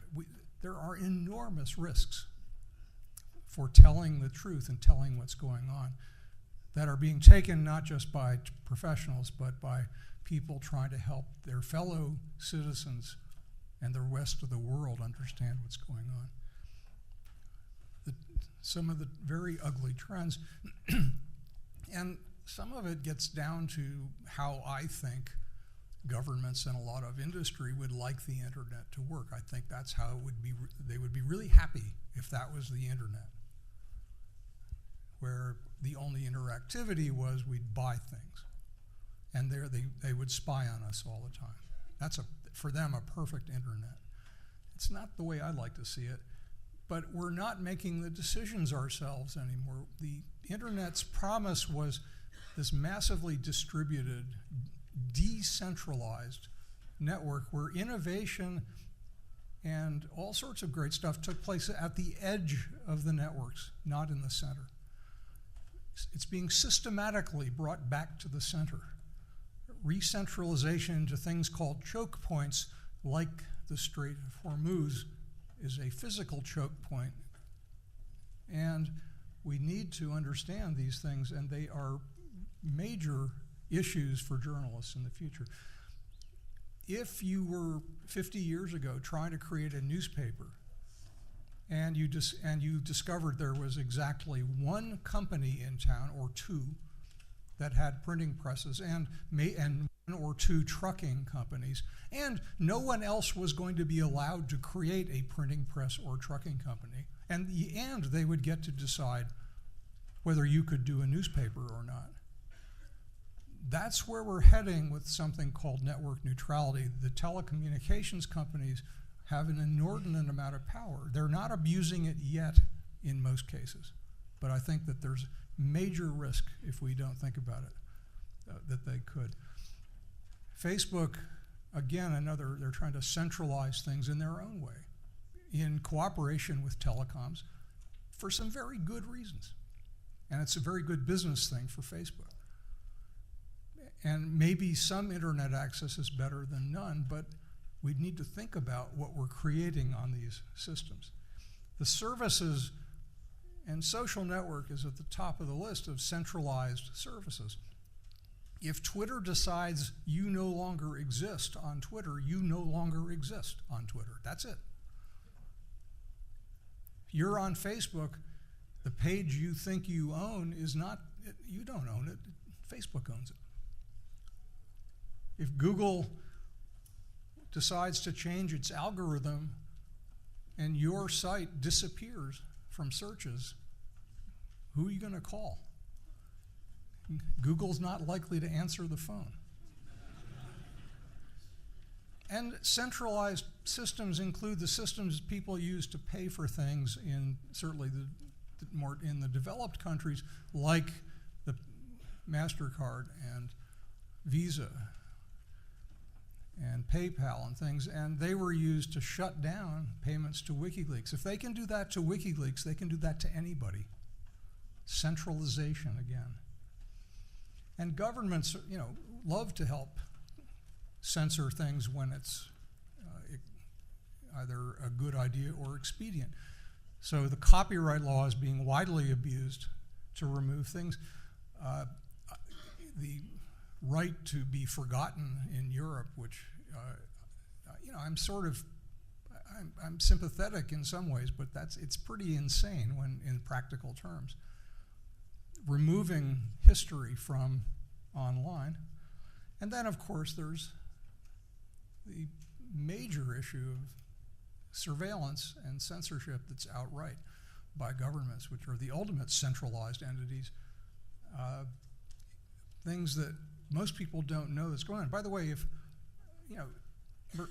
you all remember, I'm sure, when your government ordered you to carry around a device that would let them track you everywhere you go, right? You remember that? When they told you you had to do that? They didn't. You did it yourself. This is a surveillance device. Quite a great one. And governments are using it all over the place. Our friends at the NSA doing some pretty outrageous stuff. If you are a journalist and you think you cannot rely on Skype if you're doing journalism to be secure, you cannot rely on it. Something that people had not known until recently. And then outright censorship in all kinds of places. By the way, a judge in Canada ordered Google to remove its results about a certain thing from every server around the world, not just in Canada. So, governments are going to look at that and say, ooh, we can tell Google to remove stuff everywhere if we don't like what they're saying about us here, or companies. Isn't that going to be fun? And it's not just China, Saudi Arabia, and others. It's the Western democracies doing it too, including, I'm sad to say, some things going on in my own country that should alarm journalists in general. In America, journalists are not being shot, which is a good thing, but there's relentless pressure on journalism even at home. We are still, I think, by far the freest in many ways. And I have a lot of faith in the United States to get it right in the end. But we need to be alert and aware. I'm asking journalists to think about the issue of re-centralization. Do you want to make your journalism exist only in places that you do not control? Or do you want to have it, do you want to do things where you have some control? I think you should search for ways to control what you do yourself as opposed to handing it off. So there have been political actions, there are countermeasures. This is a new project from MIT that will detect the towers, the fake cell towers that spy on people's phones. And there's all kinds of great stuff going on around the world to try and help restore some of the liberty. But I'm going to ask you as journalists to be activists for a minute. I think when it comes to freedom of expression and freedom of innovation, journalists need to be activists. We cannot have the luxury anymore of pretending that we are all neutral about the world. We have, on certain things, we are not neutral and should not be neutral. And these are some of them. Take some stands. Journalists I know don't like being told to be activists, but I'm going to implore them to do it anyway. We do not want a world where we need permission to publish. And I'm afraid if these trends continue, that's the world we're going to have. So please think about it. You know, this thing was ours, not theirs. Let's keep it that way. Last thing. How many students are here? Raise your hands if you're a student. I want to say something to you students. I am wildly, insanely jealous of you. No kidding. Yeah, you're saying, sure. No, I mean it. I'll tell you why. I would be so thrilled to be your age and starting out in a world where anything is possible with media, where it's all being reinvented every day, and you're going to be the ones to reinvent it, and I'm going to watch. This is yours to improve and to evolve and to make what happens for the future. So I really do wish I were your age at a time of such opportunity and, yes, peril, but lots of opportunity. So that's the formal part of this. Do we have time for some Q&A, Chris? No, I'll explain what we're going to do. Okay. You're going to join the other panel when Okay. they finish, because some of the issues you've raised are also going to be addressed there. Okay. So when we get to the next session, and then Okay. they will be able to ask you. I apologize. I guess I went over. Well, I'm around. Please pull me aside. Okay. No, just wait there, Dan. Just wait there. Okay, just no. How are we going to do it is that Dan's keynote has been very wide-ranging. The next session that we're going to have is looking at business models, the disruption in the newsroom. Some of the issues he has raised are going to be raised in that session as well. So my request to be, Dan will come back when we are done with those speakers, and then we can address some of the issues that arise in their totality. We'll be able to catch up on our time. As I said, we will delay our lunch by exactly 25 minutes so that we do not compromise any session that we have lined up. What I just need is the lights, please, because, okay. Dan, thank you so much for this. I know you are limited linguistically. I've written this in South African English, but I don't know if you can be able to read that. Would you? I can help with the dictionary. You know. I just read it. Oh, this is embarrassing. For outstanding service, dedication, and contribution to Highway Africa. Oh. Thank you. Okay. And there's something from you from Telkom. It's not a tracking device. You can use it. Okay.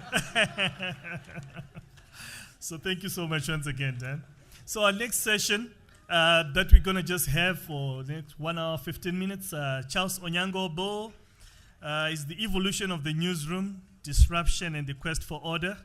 Whilst Charles is coming over, I'll be introducing him. Charles, come over, set up. Charles is Ugandan, editor of Mail and Guardian Africa, based in Nairobi, Kenya. Charles has lived and worked in Nairobi since 2003, first with Nation Media Group in Kenya itself. He was more recently executive editor for Africa and Digital Media until he left in April 2014 to join the Mail and Guardian. He has a master's degree in journalism from the American University in Cairo. He has published 3 books. Charles also writes regularly some weekly columns for the East African, the Daily Monitor in Uganda, Daily Nation, and the Citizen of Tanzania. So Charles is going to introduce his panelists, 3 of them, and then we roll on. So Charles, over to you. Thank you. I guess, I don't want to get between you and your lunch, so we'll get to it very quickly. I see Chris Roper. We have 3 panelists. Chris Roper. Chris is the editor-in-chief of the Mail and Guardian. And like the note says, Chris is a unique creature. He's one of the few editor-in-chiefs who has come from the digital side of the business. Chris? Our other panelist is Dr. Glenda Daniels from the University of Wits. Glenda? Okay.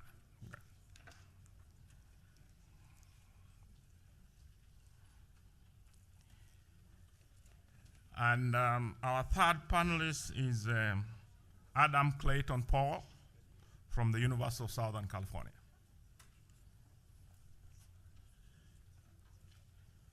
And Dan, you sit. I'm not going to sit because I'm really scared of this. So yeah. So it's.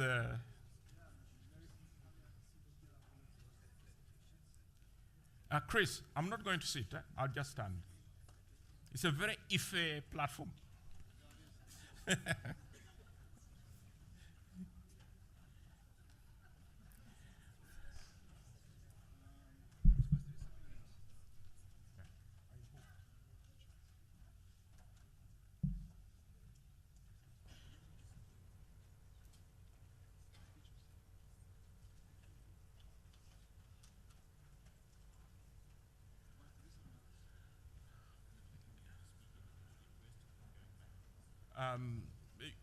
Can you speak from there? I mean, is everyone wired?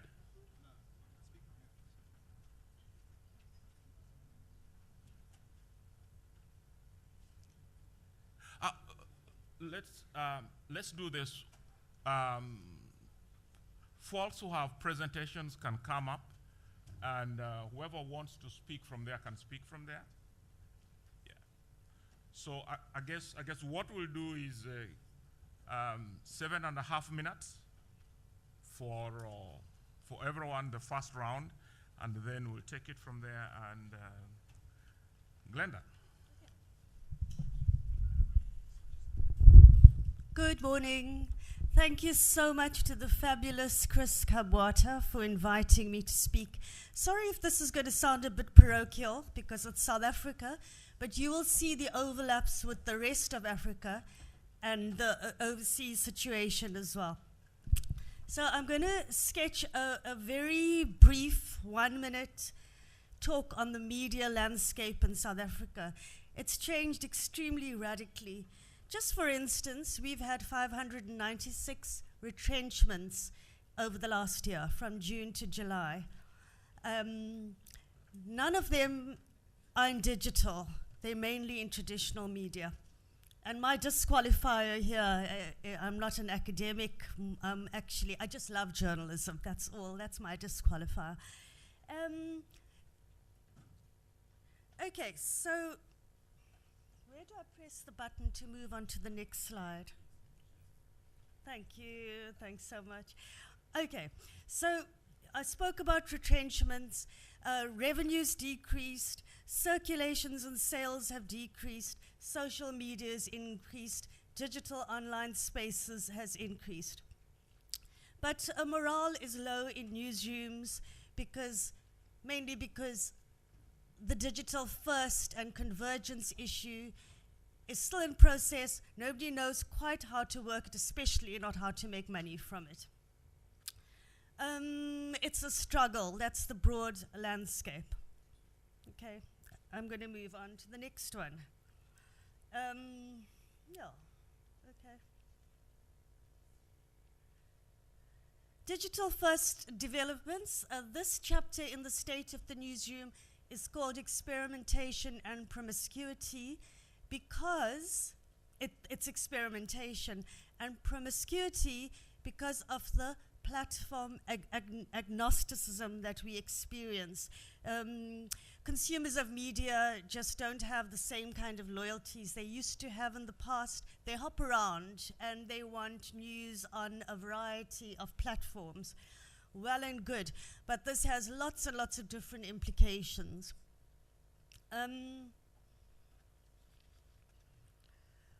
Oh, sorry, there's one more thing about the media landscape I need to explain about South Africa. There are lots of threats, political, besides the commercial threats that I've mentioned, there are a lot of political threats that one has to contend with. The state of the Secrecy Bill, the Protection of State Information Bill, is a big issue. The Media Appeals Tribunal, a resolution of the ruling party, hangs over us. So that's why I'm saying there's so many overlaps between us and the rest of Africa and the surveillance issues which exist in the north of the world, in the UK and the US. Right, so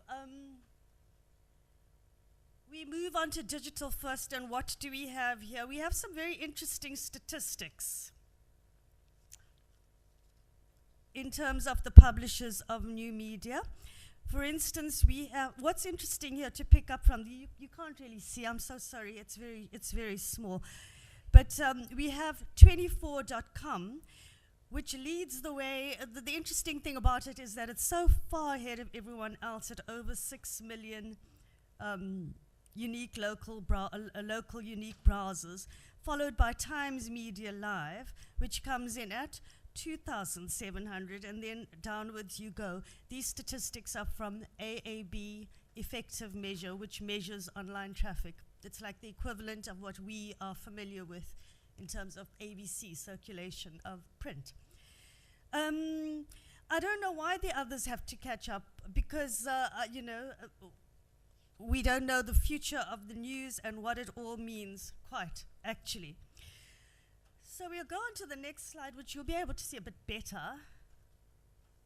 The contribution and increase of mobile to online is about 40% from year on year, which is very interesting because, as Dan Gillmor was showing us, this is the future of news now. Everyone gets it on their mobiles. They'll be, as bandwidth increases, poorer communities will also have better access and stuff like that. So it's very significant that there has been an increase of mobile. So we've taken a couple of companies to compare, for whatever reason one needs to compare research-wise, no particular reason. But the Mail and Guardian has the biggest increase from 2013 to 2014. You see this blue one over here. Oops, wrong one, sorry. Yeah. Mail and Guardian is number 3. That's got the biggest increase from 2013. Then we have Daily Maverick, who's got the second biggest increase. Then we have News 24, which has the third biggest increase. Independent Online, which has the fourth biggest increase from 2013 to 2014, and followed by number 5, SABCnews.com. So those are the two important statistics. Huge increase from 2013 to 2014, and a 40% increase altogether. All right, next one. Local unique browsers. In this area as well, we have some, for those who don't know, there's 24.com, which has over 6 million local unique browsers, followed by Times Media Live, Media 24, Independent Online. Local page views, we also have some very interesting statistics there, you'll see. Okay, let's get to social media trends and what's happening now. That's more important in terms of this conference. The use of social media in the newsroom is increasing in leaps and bounds. But off-the-record discussions with journalists and news editors reveal that things are not all fantastic because there's so much more. I'm sorry I don't sound as optimistic as the speaker before me, but there's so much more they have to do and the pressure's increasing. to get more involved in social media. And in terms of the SANEF survey, which was in this chapter was in collaboration with SANEF's survey on social media, the editor said that the blurring of professional and personal lines was one of the biggest problems. However, what's also very interesting is that there was very little legal action taken over tweets by journalists or editors. And editors say they were very keen for journalists to engage on the different social media platforms. 100% actually of the editors said that. But some also mentioned time wasted on social media. So that's social media. What's also interesting in the chapter on Twitter and journalism, now drilling into the dynamics of Twitter, is I just want to talk a bit about the citizen journalism thing and how we don't do it as we could do it. The Daily Dispatch, for instance, would have local church meetings, I was going to say, but meetings in local town halls and churches and their newsrooms to find out what citizens were interested, what do they want the Daily Dispatch to put on their diaries. So it was an open diary system. And I don't know how many traditional media actually do that. But getting back to the research, it says here of the 5 newsrooms, in fact, we went down to 3 newsrooms. Most journalists now use Twitter, 90% in some instances. Chris Roper said 100% of his journalists use Twitter. Okay, I've just got 2 minutes more, so I won't go too much into Twitter except to say that the most interesting point in this research on Twitter was the small percentage of engagement. In fact, it's overstated the way journalists and editors would, and media people and researchers would say, this engagement issue and interaction with citizenry. The research actually showed, and I can't go into the methodology here, but it showed that that was the lowest of all. Twitter was used to broadcast news, it was used to share opinion and banal stuff about one's life, walking your dog and baking your cake. But it wasn't really used to engage people's views about what they want to see in the news. And whereas, for instance, citizens would share their news or take their photograph, this is happening in town and there's a Kusatu march and people are being shot and whatever. That does happen. But in terms of actual interaction, it's mainly journalists talking to journalists and editors talking to editors. And I'm sure what I'm saying is very controversial to people who are highly engaged on social media. But that's what the finding came from. Is my 2 minutes up now? Okay, I just want to end very, very quickly. I'm not going to go into the landscape of community media, but we've got this vast array of community news, 256 community radio stations, 216, Louise Vailer's here, community newspapers and radio stations, and 200 and something. So there's also voices out there that are not in the mainstream that we're not aware of, making a huge contribution to diversity. So I'm very proud of the media in South Africa. And chapter 7 I don't have time for, but the State of the Newsroom project will be out next month, and it'll be accessible to all. Thank you so much. Thank you.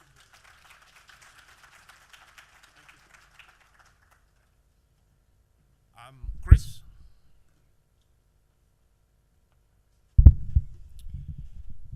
Okay. Hi, everybody. So those stats were shown are pretty much meaningless, really. Not in a mean way, but I mean, they're based on kind of an old way of looking at publications. So if you asked me why the Mail and Guardian had a massive growth in mobile from 2013 to 14, the answer is because I decided to do it. It was as easy as that. If you ask me why 24com is so big, and we're number 4, whatever we are, it's because that's where we want it. I could double my traffic tomorrow, super easy. That's the beauty of digital journalism. If I wanted to play in the same space as News 24, I could do it. The point is, it's like comparing Huisgenoot to Nose Week, okay? We're different things, and the beauty of it is that we're number one in the list of what our readers want, and News 24 are number one in the list of what their readers want. That's how it is. We're not stuck up against each other, except in the minds of advertising people. But even there, they're becoming a lot more cleverer than they used to be. They can actually look at who the audience is, not what the numbers show, because the numbers are pointless, meaningless. I mean, it's great research, but how you interpret it is what I'm talking about here. And it's not like we didn't suddenly increase by hundreds of %, whatever it was, on mobile because we decided to do better journalism. All I did was say, okay, I'm going to put up a pop-up blocker when you go to the Manor Garden on your smartphone or your tablet, and say, hey, do you want to go to the mobile site rather, instead of the beautiful responsive site? 500,000 people said yes, and then our stats suddenly went up. That's what it's about now. Technology and journalism are going hand in hand. That wasn't my talk, though. I'm going to start my talk now. Okay, so last time I was here, I was giving a talk on digital journalism. And on the way here, because it's a very different plane flight from Joburg to PE than from Joburg to Cape Town, you think much more kind of spiritual, kind of philosophical thoughts. On the way, I thought, no, my whole life is a sham. There's no such thing as digital journalism. It's all just journalism now. We have print journalism and then journalism. So digital journalism has won that circle battle. So I had the same kind of epiphany on the way here this time. Thank you, SAA. And so this talk is supposed to be entitled something about disruption of the newsroom and the quest for order. And I realized there is no disruption of newsrooms. There's no disruption anymore. It's just evolution. There never was disruption. It's just part of the evolution of journalism. And I was very, very happy to hear Dan Gillmor talk when he's talking about things being evolutionary, not revolutionary anymore in journalism. And that's exactly what I believe now since my flight from Joburg. So journalism is evolving. Where the disruption has occurred is in business. Business is broken because of digital all over the world in all kinds of things. Think of Uber, think of classifieds that used to be in newspapers, think of Craigslist, and then think of the business of journalism. That bit certainly is disrupted and broken, but the journalism itself is just evolving. It's not disrupted. So journalism is the same as it's always been, actually. And I think that was partly the point of Dan's talk. The journalism bit is the same. What has changed is the reader. The reader has been disrupted dramatically. That's where the true disruption has occurred. And thanks to Dan for giving an entire half-an-hour talk, which is the preface to my talk, so I don't have to say any of those things. You know what's going on. You can see it from where his talk is. The big disruption is with the reader, with the technology, with social media, with video, with citizen reporting. That has changed dramatically the importance of the reader to journalism. The importance of the journalist, the writer, is still exactly the same. As a mediator, a communicator, as a kind of a place to bounce things off. And I think Dad was talking about how even organizations that have their own websites now still want to be validated by going through the media. And that's because there are a whole bunch of checks and balances that the media and that brands are associated with, which validates content in certain ways.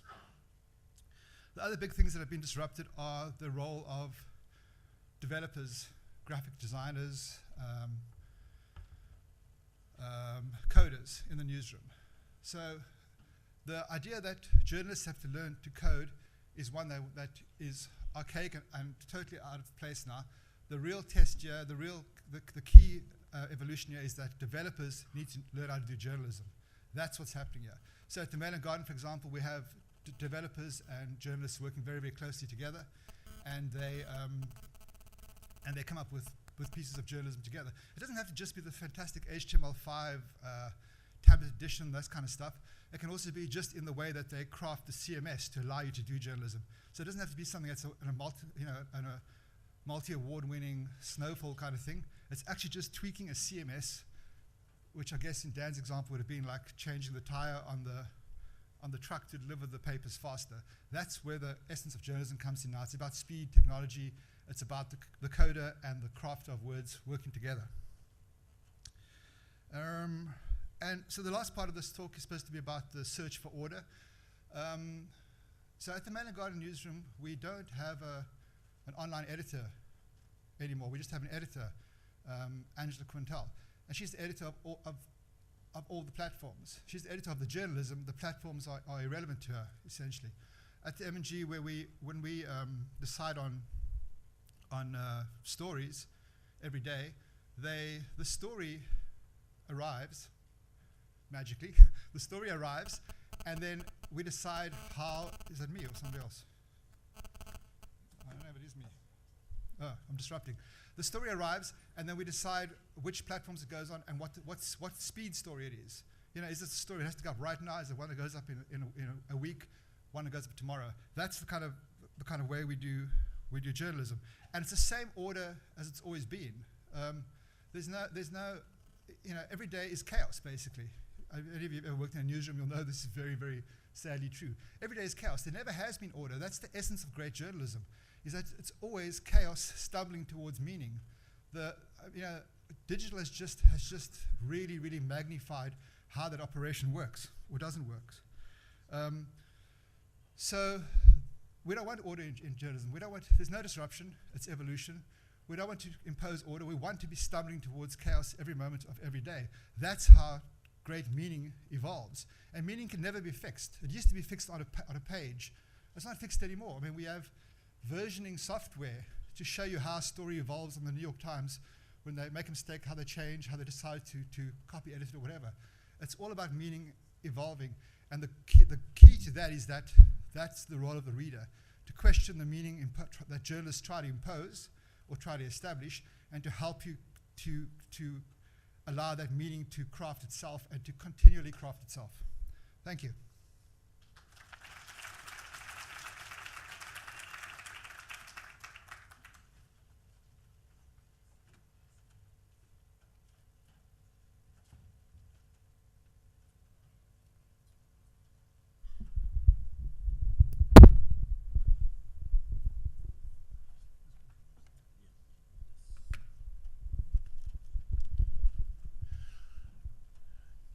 Good morning, and first, in the spirit of transparency, I should let all of you know what the wonderful Chris Cobato asked me to do, and then you can judge whether or not I've done it.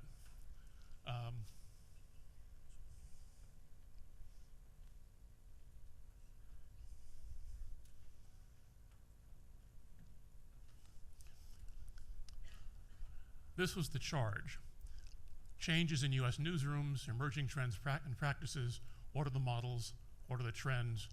And I would add, do you really want to know? Because what we've heard here this morning already, we've heard about the mission traditionnelle, which hasn't changed, the traditional mission of journalism. We had Professor Garman ask, where has the audience gone, which is a key question in the organization and reorganization of newsrooms. We've had Dawood Patel talk about we're in the construction business, and Dan Gillmor talking about blurred lines. Now, the reason I added this is that is all about survival, not just getting better, getting worse, but survival. A lot of companies are going out of business. I keep running into this other, there we go. Let's try this one. New York Times. This was a headline in the New York Times within the past 30 days. Advertiser friendliness plays a role in layoffs of journalists at Time Inc. Are you, as a journalist, advertiser friendly? Interesting question.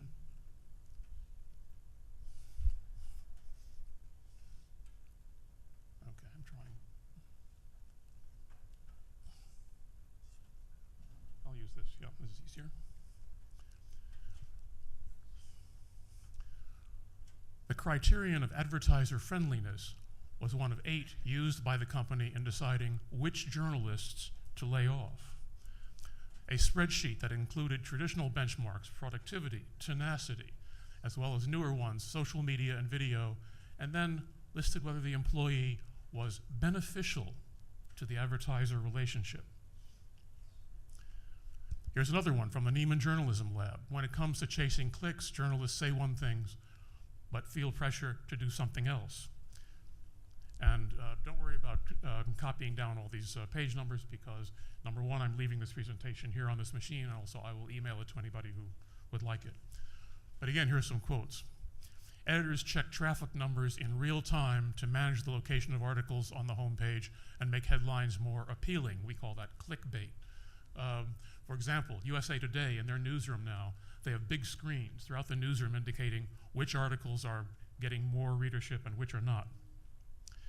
Editors and data specialists send rankings based on traffic numbers to staff writers on a regular basis. How is your story doing? Did you write a catchy enough headline? Did you write a catchy enough lead? And if not, should you change it? And if not, will you be laid off? In other words, all media sites now rely on web analytics to make editorial decisions. The technology and the journalism really are merging. The walls between journalism, business, and technology are all coming down. Editors explain they take metrics seriously when deciding on promotion and compensation. How much will you make? Will you be promoted? New York Times announcing a new assistant managing editor, third ranking person in the New York Times newsroom, called in the New York Times an unusual hire for unusual times. For the first time, an assistant managing editor of the New York Times is not a journalist. The appointment of Alexandra McCallum to the post of assistant managing editor of the New York Times, she is a 33-year-old app developer, and she is now the assisting, as of last month, the assisting manager, this month, September 1st, the assisting managing editor of the New York Times.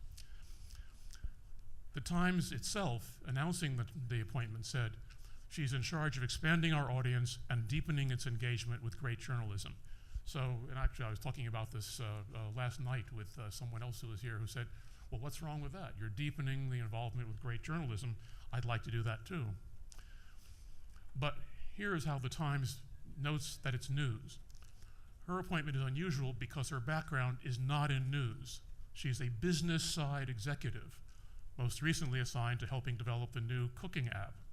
A business side executive is now the assistant managing editor. You can see how the walls have just completely collapsed. Are there risks in bringing down, this is, again, quoting from the New York Times, are there risks in bringing down the long-standing walls of traditional newspapering? Clearly there are. So again, we get to Dan Gillmor's risks, things to worry about. It's a wonderful new world. There are all kinds of possibilities. However, you have to remember there are risks. As I said, I can email you this. There's more, but I know in the interest of time we want to get to the Q&A. But you can see what's happening in the U.S. Tremendous business pressure going right into the newsroom in ways that certainly I don't remember from my decades in newsrooms in New York and Washington. Thank you.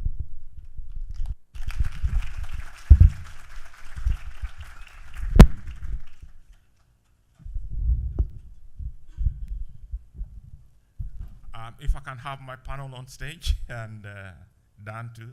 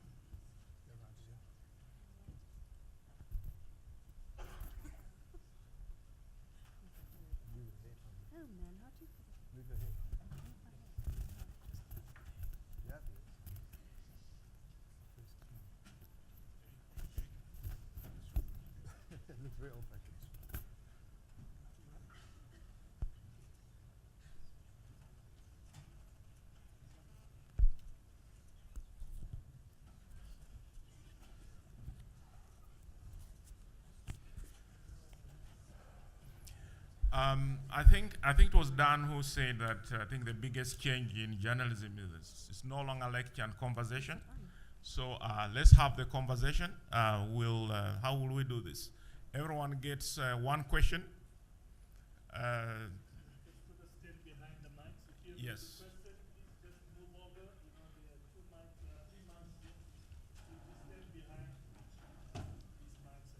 Yes, and and make it short and crisp. So, any takers? And yes.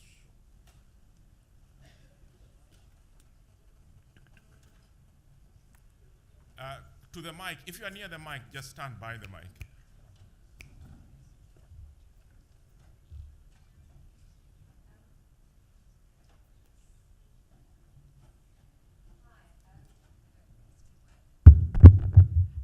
This question is for Chris, and one of the words you used often was sort of disruption. So I hope this fits in with that theme. But we're at a conference about digital media and about the online space. But we're looking at PowerPoint presentations that could be from Windows 98, and there's no live stream as far as I understand.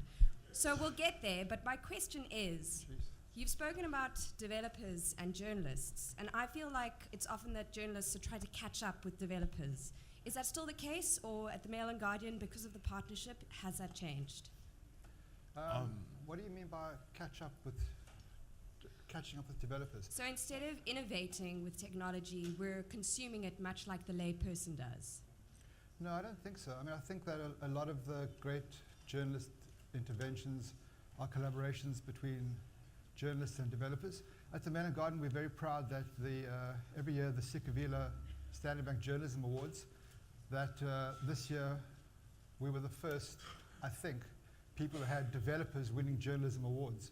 So we put our journalists and our developers together in the credits for stories and for projects and that kind of thing. So I mean, obviously in mainstream newsrooms, if there is such a thing, there's definitely a sense that the job of somebody like me is to say no a lot of the time to developers because they have fantastic ideas.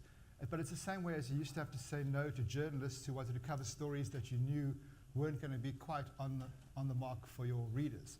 Now you're saying no to developers because you know that what they want to do, the market, the audience in South Africa, the technology, the connectivity isn't going to be good enough to warrant the investment in that journalism, which is why I was quite perturbed by the previous speakers talking about having screens up that show how stories are doing on a front page. And we have the same thing all over the Mail and Guardian as well. And we certainly do make editorial decisions based on what's happening on those pages because it's based on what your readers want. But there's no difference from you sitting 15, 20 years ago in a newsroom, a news diary meeting, and saying, look, we have 3 stories to do, we have 2 journalists, which one we're going to dump? The reason you're dumping the one is either because the other 2 are more important. If all 3 are equally important, you're dumping the one because you know that your readers will be more interested in the other 2. So I don't see any difference in that sense. But so to answer your real question, PowerPoint is Satan, absolutely. Okay, thanks. Francis, yeah, sure. Thank you. It's called an absurd segue in our business, I think. I mean, mine is not really a question, but just some comment. I think, we're getting a lot of talk, about journalism and media companies' future, being uncertain and so on. Yes, in the short term and indeed in the transitional period, that is probably what is happening. But I think the key issue for media managers, indeed for journalists, is to focus on the key issue. And the key issue is simply they are in the business of content provision. If they can really get this into their minds, it doesn't matter what media platform they are using. If they've got content which people or audiences need, they want, those media companies will continue to survive. Really, that is the key issue. Obviously, they've got to be now to be multi-platform, they've got to be in various platforms and so on. But unless you have got content which audiences want, you are dead. Thank you. Can I comment on that? Oh, yeah. Here is how the journalism changes. For example, yes, it's on. Here's how the journalism has changed in this process. The New York Times used to have a headline saying, you could see in the headline what the story was. Now I think that they are deliberately obscuring the story in some headlines. It'll say major figure assassinated. You've got to click on that story to find out who the major figure was. Major publisher forced to resign. Who was it? I can't tell until I have to click on the story. So you're making the reader do something additional which can then be monetized. I think that's a difference. Cool. Hello. Hello. I'm Michelle Tagana from memeburn.com. So I have two things. One about the first speaker, not Dan, the first panelist, who went on about the sizes of the audiences in South African media. And I see News 24 and 24.com popping up as #1 all the time. And which also ties into what the gentleman just said now about content. So if we go with News 24 being #1 in South Africa, which means the South African audience prefers to read articles about men having sex with donkey because that's what they write about all the time. It's not good content. It's just content that people click on just to see because it's sensationalist content. But my main question is, it's for Chris as well. On Mail and Guardian, you guys are doing cutting edge journalism, and you're trying to provide people in Africa with a lot of information, especially with the launch of Mail and Guardian Africa just now. But where's the money coming from? Because one of the key things I was hoping to hear from this panel was the business models as we move online, because my platform is purely online, and I have to figure out how to pay people every month. Now, you guys still have a print publication that makes you some money, but I really didn't get a lot of that on how people are trying to make money online. Yes, the New York Times is trying to go more towards native advertising and trying to make money there, but it's not really something that's picked up in Africa. So how's that happening? One, in terms of Mail and Guardian, because you guys are one of the biggest, and example for that. And secondly, where's audience cultivation? How are you building your audience to get the right quality audience that are reading your stuff, that are worth it to advertisers? Because seriously, if a guy that wants to read an article about a man that had sex with a donkey comes to my site, I don't want him. I want someone who's interested, who understands what the content is, and who is intelligible enough to share that content. Let's just take a second question and then we come back to the panel. Yes. Okay. Ian Edelstein with the International Committee of the Red Cross. My question or concern is really about the present and future of investigative journalism, long-form journalism, and particularly foreign correspondence with the changing models and the real decline of the traditional newsroom and the ways of developing journalists. And I wonder where that is going. I had a discussion just this morning over breakfast with Mr. Powell, who said that there was less uproar in the United States about the 2 beheadings of journalists because they were independent. They weren't affiliated with any newsroom. And to me, I think that's a telling sign of the current state of foreign correspondence, at least. That's coming from the United States, which traditionally has funded much more of this than other countries. But if we talk about foreign correspondence in South Africa, it's almost anathema. It doesn't exist, hardly. So that's what I'm wondering about. Yes, let's take one more, and then we'll start with the panel from Chris, Glenda, Dawn, and then Dan. I hope you remember. Yes, I will. Yes. Thankfully, I'm not a journalist, so I'm from the business side. So I'm going to try and see if I can provide.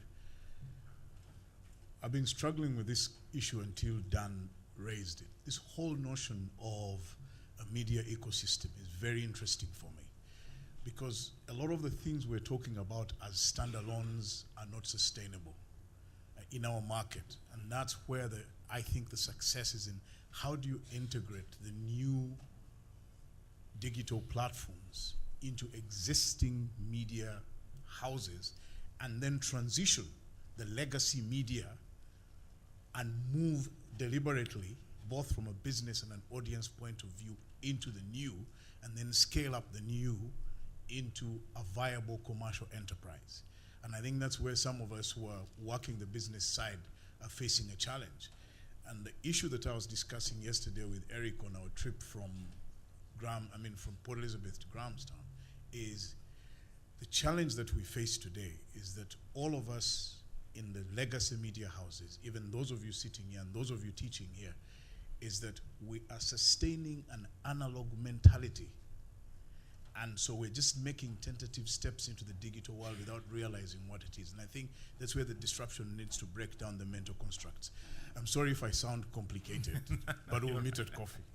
I think sorry, I'm Robert from Uganda. Chris, if you can speak to the issues of the business model. Okay, well, can I address all three quickly?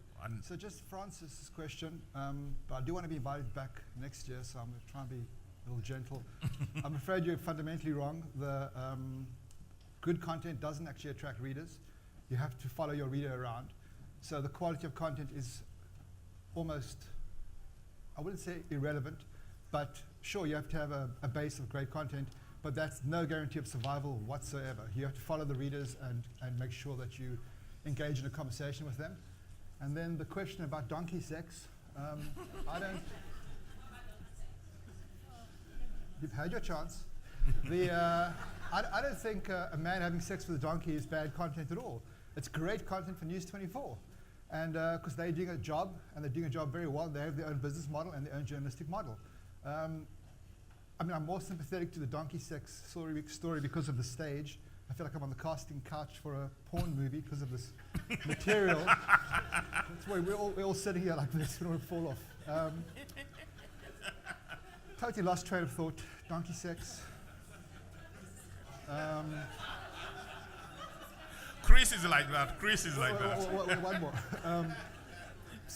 But the business model question. So Memeburn has a great business model, which is to attract people or to a very defined niche community of people around their content, and then they make their money from actually providing technology solutions and things like that, and advertising. So that's actually a great model.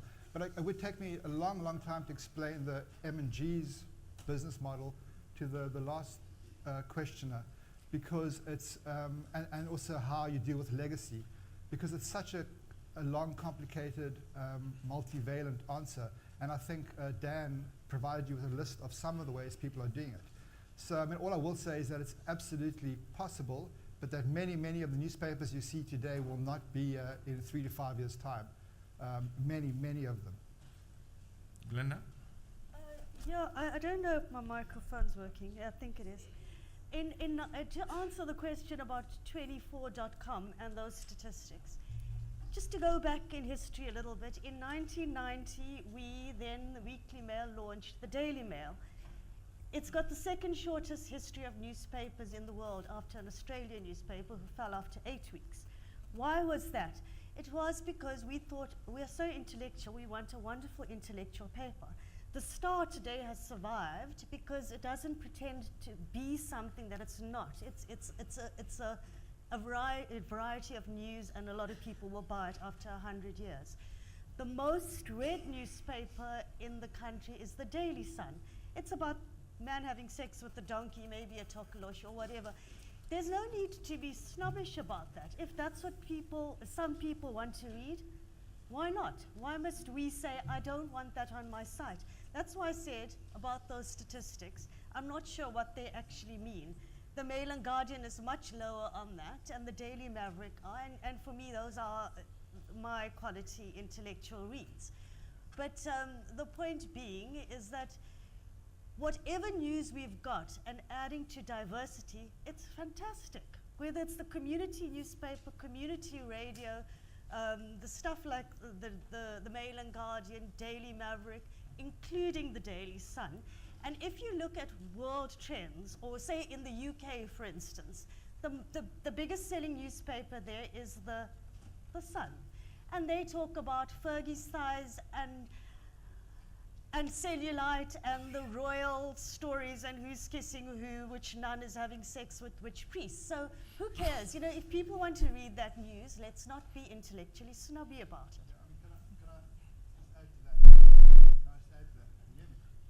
Half a second. The difference is that at the M&G we would go and ask the donkey for a quote. And that's great journalism.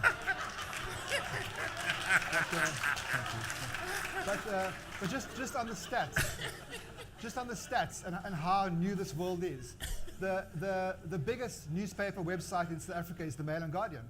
So 24.com is not a newspaper website. I built 24.com. 24.com actually only has a couple 100,000 readers. 24.com is a name they use for concatenation of a whole bunch of websites. News 24, Channel 24, Woman 24, Kalahari.net. It's a whole bunch of stuff, you know. That's why when people tell you things about digital and show you stuff, if you don't have the language to understand what those things mean and how to express them, you end up in a place where advertisers come along and they'll give advertising to people who actually don't even exist. Don? Very quick, the two most successful, I would argue, news organizations in the world are the two most successful news organizations on the African continent and the two most successful in South Africa, according to all the surveys. And they are number 1, Facebook, and number 2, 3, and 4, Google, with YouTube, Google News, Google. And they are in businesses that didn't exist 15 years ago. They're making their money in ways that didn't exist 15 years ago. We're here in 2014. We come back to Highway Africa, where's Chris? When we come back to Highway Africa 25, there may be 2 or 3 more billion-dollar companies that are making money in ways that are just being invented now or will be invented by today's students. So I think the disruption is just starting. It's, I think, one of Dan's slides. Dan?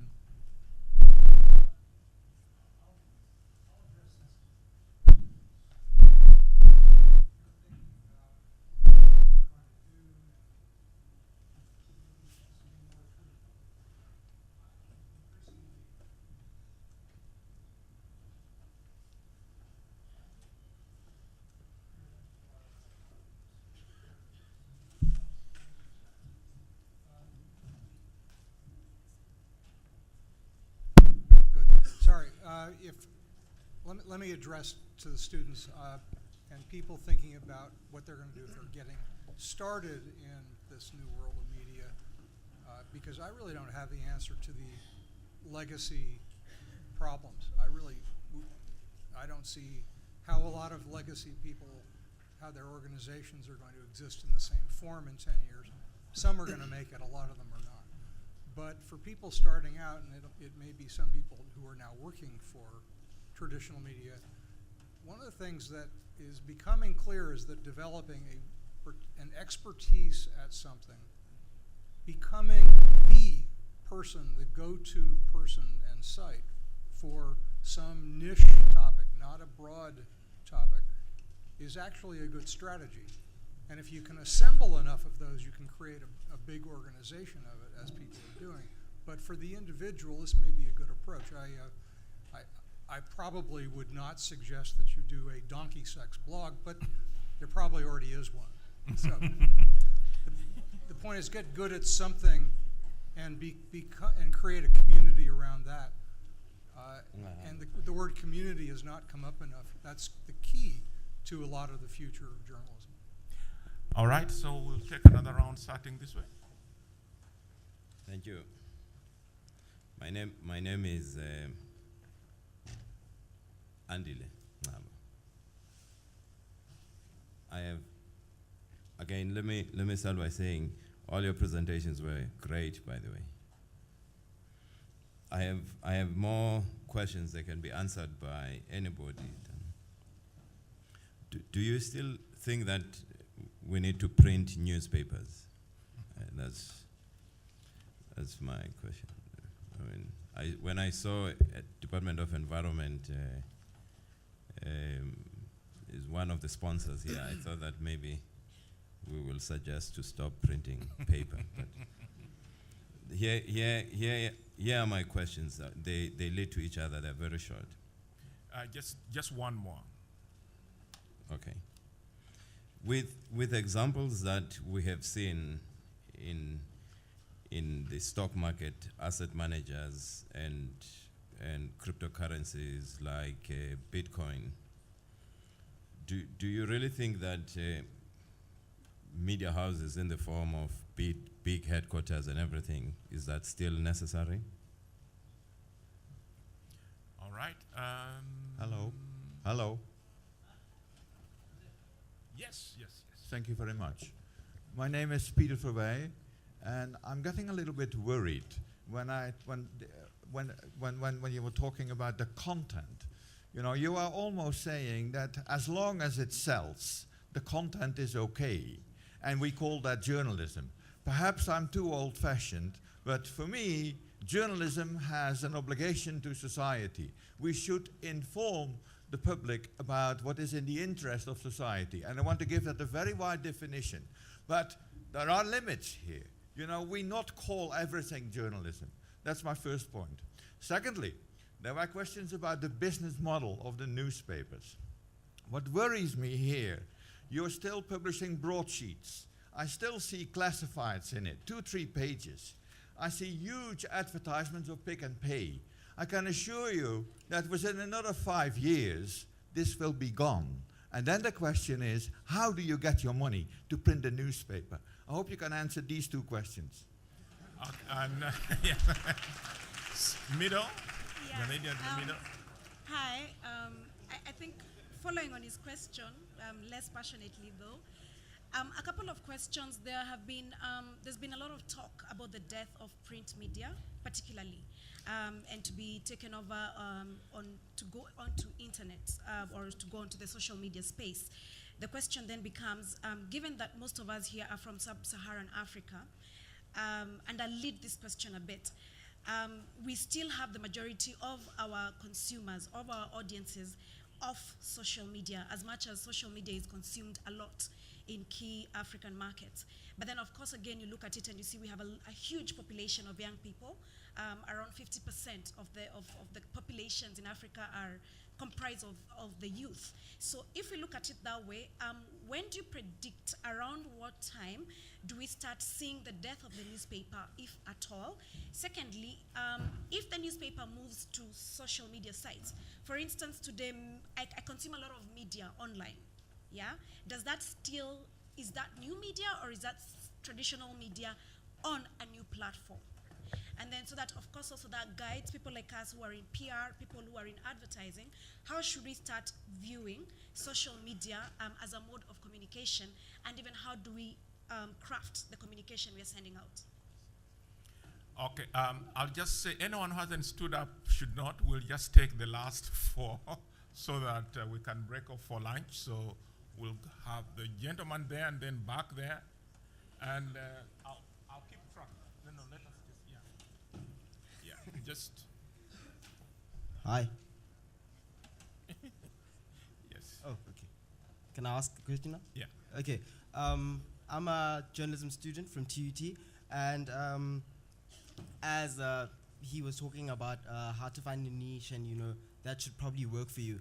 I'm getting worried and insecure as a student because I feel like, okay, here I am studying journalism in ABC, and I'm going into the particular niche, let's say business or whatever, and then only for a big media house to hire somebody from let's say from a financial background who's just gonna come in and get into a position like that.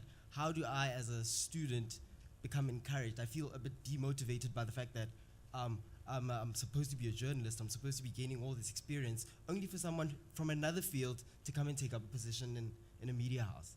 How do you address that? Okay. Okay, my name is Fungai Machirori, I'm from Zimbabwe. I just wanted to touch back on what Chris said about, the donkey sex and asking the donkey for a quote, which brings in a strong element of truth-seeking, balance, and objectivity.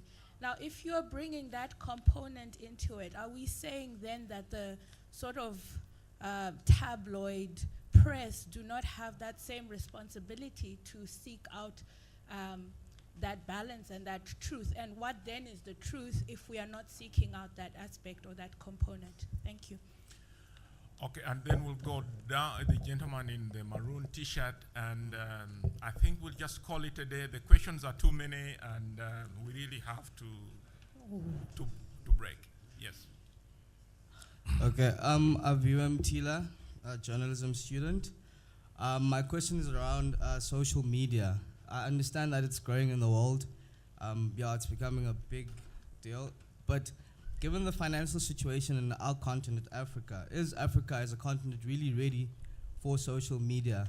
I mean, in terms of, yes, it's growing in Africa. I mean, it's growing, but will people in Africa really afford it? Given this financial situation in Africa, I mean, in places like Transkei, for example, are people there ready to receive social media? Can they access news in social media? And if saying so, who is social media actually catering for? Thank you. Okay, okay, the last one. Sorry, I will speak in French. Okay.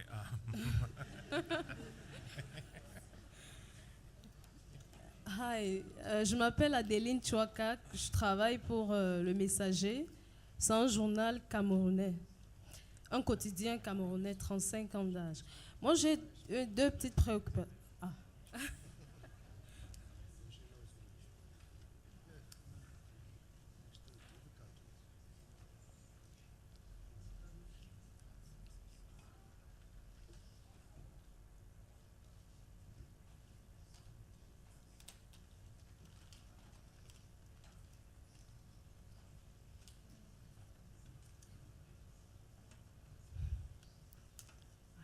Can I? Ok. Je disais que je m'appelle Adeline Chouakak, je travaille pour un quotidien privé camerounais qu'on appelle Le Messager.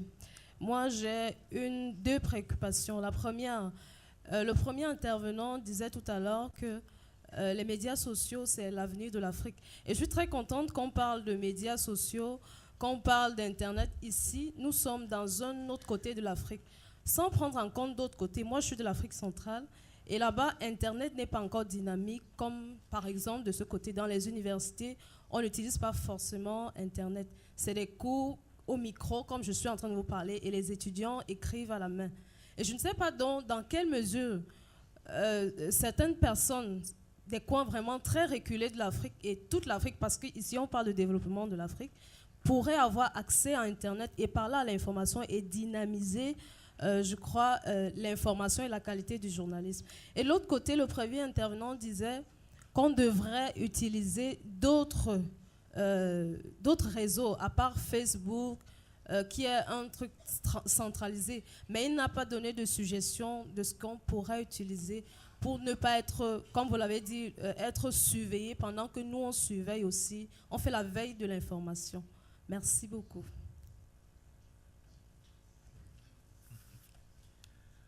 Okay, so I think basically we have questions in 4 areas. One, questions of quality, and at what point do you say no? At what point does it cease to be journalism? Then I think there are serious issues about business model.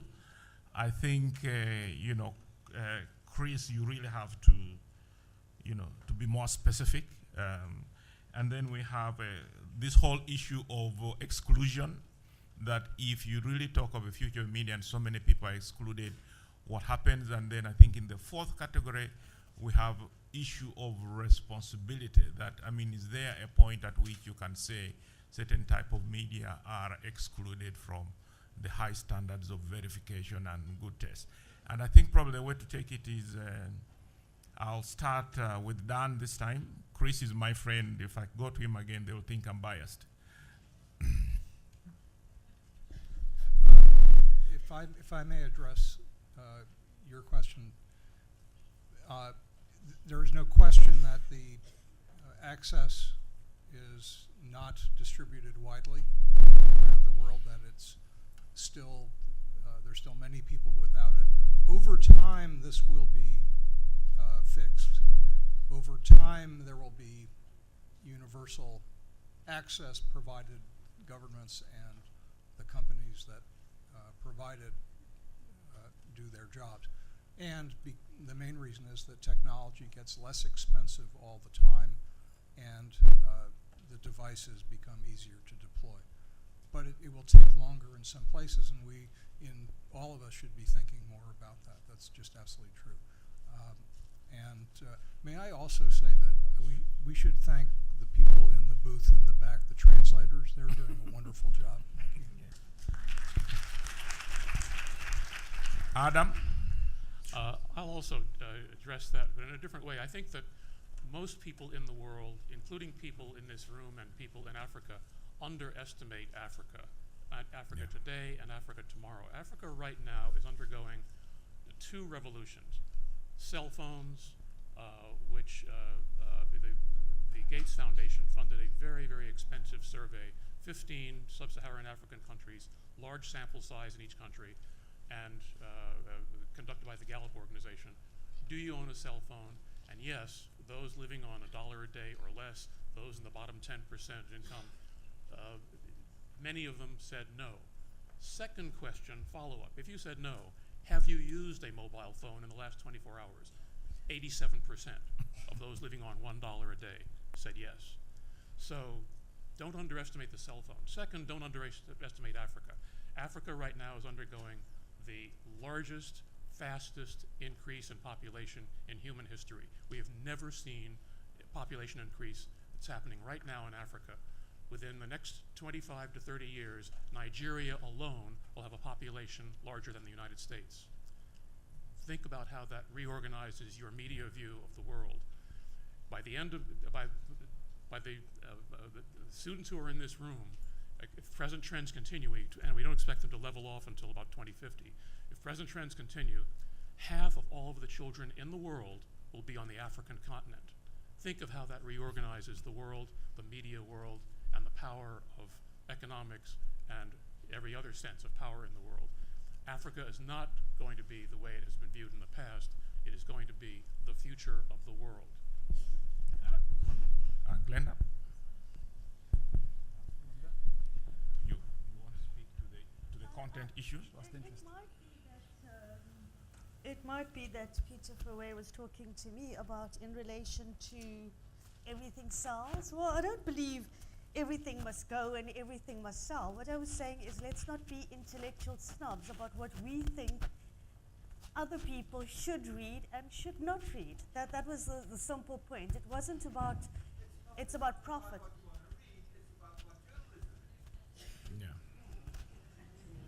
No, it's not about what journalism is. It's if a certain product is being bought by many people, it does mean that that newspaper is selling that product and that news to that particular market. And I don't have a moralistic, highly judgmental view about that.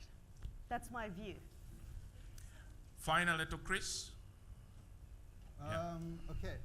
Maybe I should just start with this one. I got a tweet here from Sir Nigel saying, Chris Roper is quite funny and practical.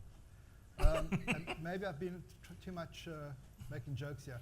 I absolutely believe in the need for great journalism, what I define as great journalism. I absolutely believe investigative journalism must be invested in heavily, and we do that to our great cost at the Mail and Guardian. But I totally agree with Glenda. We're not in the job of telling people what to read. We're in the job of saying, this is what we think is worth reading. If you come to us, then you are a reader. If somebody else, like I don't want to name any names, but the other news sites want to cater for a different kind of reader, that's their job. Somebody asked about do newspapers still need to be printed? Don't ask me, ask your readers. If they've stopped buying you, they don't need to be printed anymore. That's the answer, right? So I think we're probably on the same page in all of us, actually. And we should probably discuss it a bit more when we have more time. The student who said, worried about some financial guy getting a job and him not, tough shit. If you think you're at university to get a job, I will never employ you, personally, okay? I mean, really, go out there and compete. What else do we have? The business. Okay, so the business side. I think all the speakers here have said that we don't know what we're doing, and I think that's essentially the truth. So, you know, if you'd asked us 10 years ago about Twitter or 12, whatever it is, nobody would have predicted that. So there are a lot of things you have to try and try new things, and you need to fail, and you need to fail quite fast. But what does seem to work is a subscription service, which used to be called a paywall, but people have realized that's not a great marketing ploy. Subscription services. So what works is that you get people to pay you with data for access to your information, and you use that data to make some money off them in terms of advertising. And I think Dan was talking about how if you're getting something for free, it's not for free, you're paying with you, the product, right? That's the one way. The other way other people were alluding to is that you branch out into other areas. So for example, at the Mail and Guardian, we have launched our own mobile ad serving platform, which is why I turned on the mobile taps with the numbers. Which is like a remnant ad serving platform. I don't want to get into details because we don't have time. Again, at the Mail and Guardian, we've realized that if you're in a legacy business that has print as its base, you're basically screwed. So Charles started Mail and Guardian Africa, which is a mobile-first platform in Kenya. Got none of the legacy costs and bullshit of the M&G South Africa. It's like fresh and new, and it's absolutely spot on for its audience there, which is a mobile audience. On the access to technology, I don't believe that, although the dude from Telkom who's tweeting over there, it's his fault. He needs to make things free and cheaper. I mean, we gave away our news for free, and look how well we did, so you can do the same.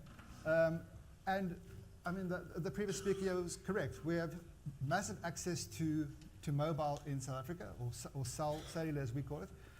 The point is the journalism has to change to fit the mobile. No red flags. All it means is that you are delivering information in a different kind of way. You can still have very, very good journalism on feature phones. You don't need smartphones. But again, technology is leaps and bounds. The penetration is becoming more and more massive. I mean, Facebook in social media, it's about 25 million people, I think, in South Africa now. That's a lot of people. So the idea that people don't have access to technology is actually not correct. It's just that the technology is too expensive, so they can't consume enough of it. Okay, big hand for the panel.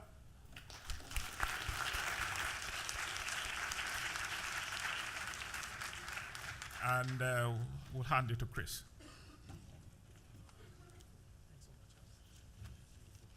Okay. I want to thank Charles. A round of applause for ably managing even his good buddy, Chris Roper there. Okay. You did well to put him on a leash. Okay. Just don't fall there. Okay. So we're going to take a break, but if before we do that, a couple of announcements.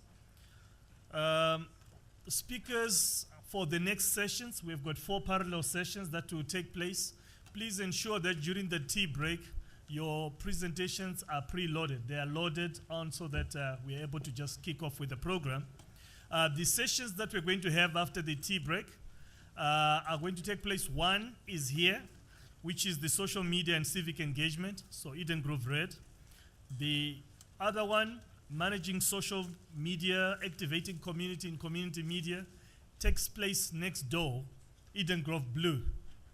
Then we have organizational reputation online, hits and misses, which is in Seminar Room 2. Seminar Room 2 is just next to the same venue where you did your registration. Where you did your registration is Seminar Room 3, so Seminar Room 2 is just next to that. Then we've got presentation of media research papers. That's taking place in the Environmental Learning Research Center. It's not far from here. You just go out the door, right to my right here, or you check with the information desk. We've got ushers, 3 ushers that will just point it out to you. It's a red brick building just outside this. You just step out the entrance, the exit there, and they will direct you to it. So let's all be there. 10 to 12, we are seated, and we run with our program until about 1:15 on that. So thank you. You've been a fantastic audience.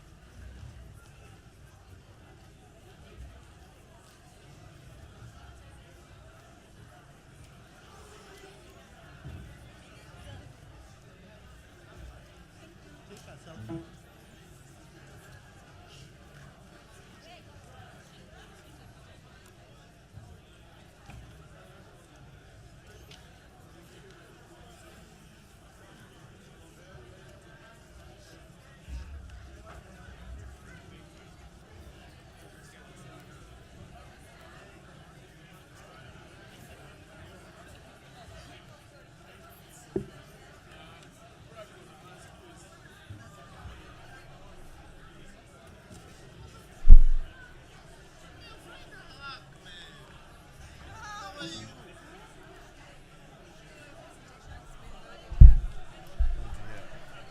all of them.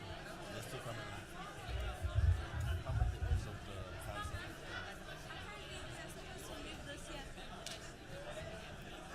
You're telling me. It was on Keynote, it wasn't converting well, so I've got it as a PDF. Okay. Is that fine? Fine, right?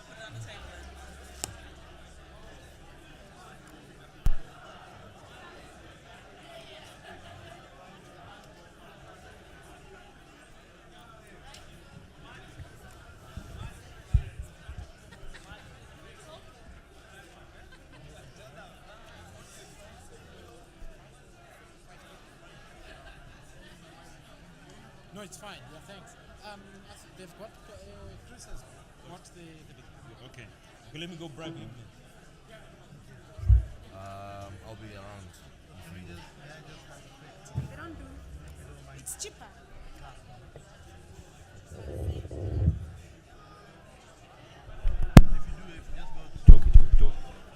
One. Talkie.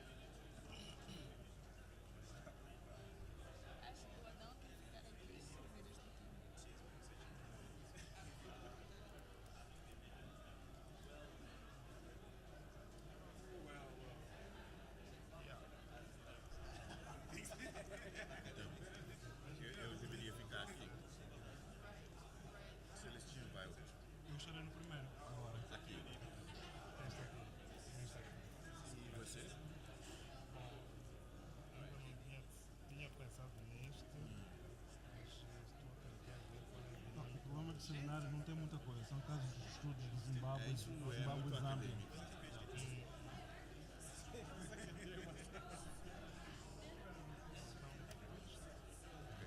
Posso me mudar para aquele lado? Porque eu sou de fora. Ah, sim, sim, sim.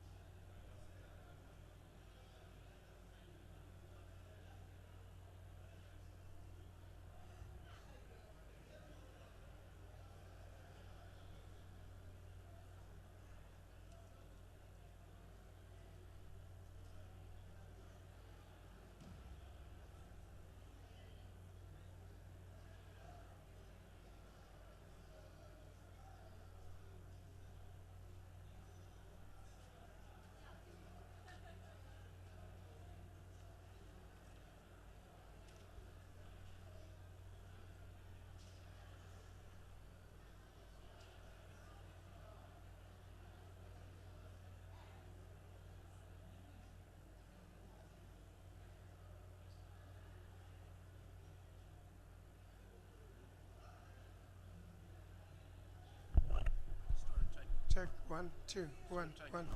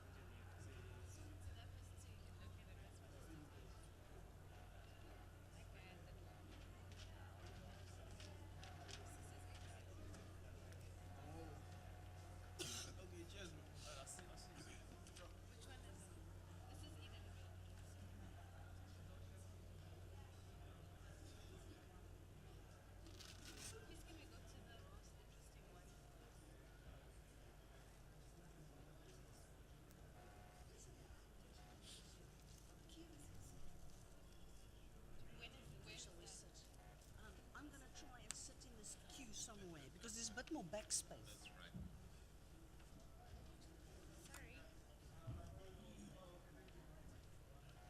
Is managing social media activating the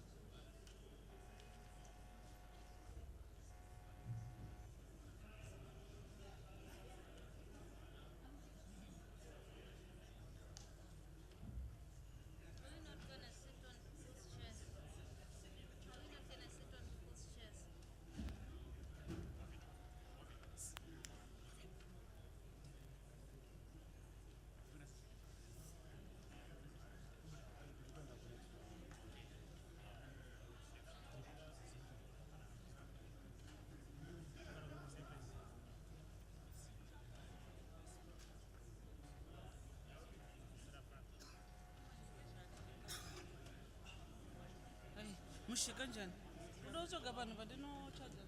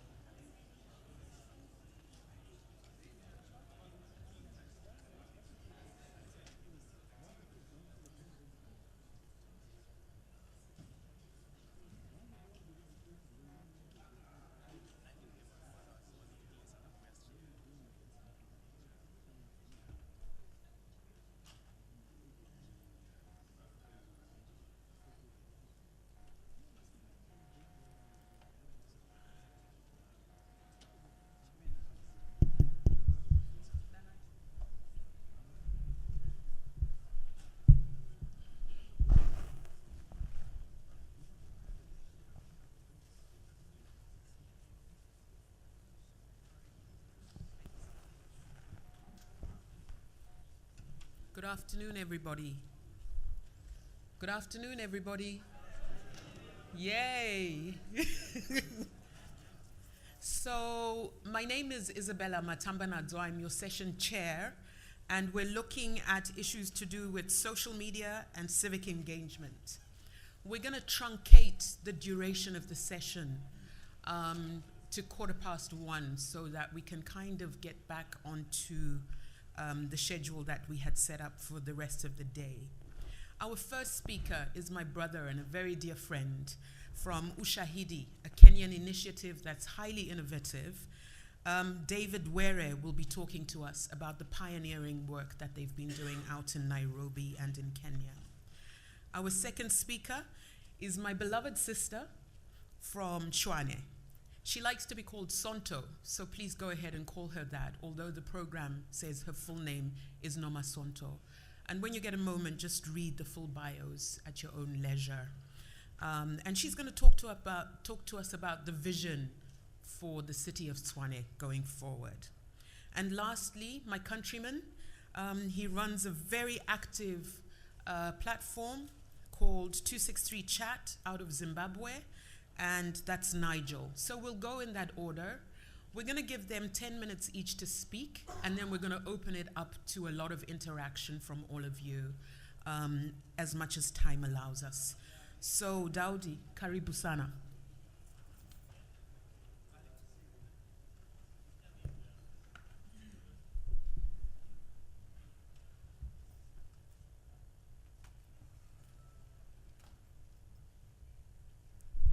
Good morning. Good afternoon. Good afternoon.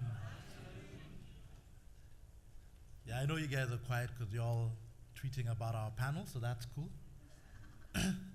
But yeah, I'm gonna fly through my slides. If there's anything that goes past you, please catch me later at lunch, and I'll explain in a bit more depth. But yeah, we're all collaborating here to get back on schedule. So, who's the most inaccessible person in your country? If you think about your country and you wanted to have an appointment with anybody in your country, who's the most inaccessible person? I'd like to put to you that, probably these guys, our presidents, the heads of states, are the most inaccessible people in our country. Many of us don't get the chance to walk up to them and knock on their doors and talk to them, unless maybe you're a distinguished gentleman like Charles Obo, who has access to all of them. But now we find that our presidents are becoming increasingly accessible. Here's Paul Kagame on Twitter. You can see him there with his 500,000 followers. Uhuru Kenyatta of Kenya, another 500,000. You can see some East African rivalry going on there. 538K versus 536K. Ooh. And here's Jacob Zuma with 300,000 plus followers. So yeah, social media is giving us a platform with which we can interact with these leaders. This slide's here from a fantastic infographic at Twiplomacy. If you go there, talks a lot about African leaders and how they're engaging online and who the most influential leaders are. The thing is, however, it's not worth it if they're just present online. They have to be engaging in the conversation. And while several African leaders are on Twitter, we don't really feature in the top 10 in terms of followers, in terms of numbers of people who follow us on Twitter leaders online. But where we are top is when it comes to conversation, where our leaders are having a conversation with the people who are following them. They're replying directly to issues that are being raised. You can see the Prime Minister of Uganda, the President of Rwanda, the Foreign Minister of Rwanda, all there in the top 5 of the most conversational world leaders. Even if some of those conversations are not very pleasant, here's Paul Kagame replying to a gentleman and telling him, when you start a fight and things don't go in your favor, don't cry foul. So that's interesting. How about another inaccessible bunch of people? Police chiefs. How many of you have had lunch with a police chief? Or, even just had a conversation with a police chief? But increasingly, we're seeing more and more, security services and agencies online.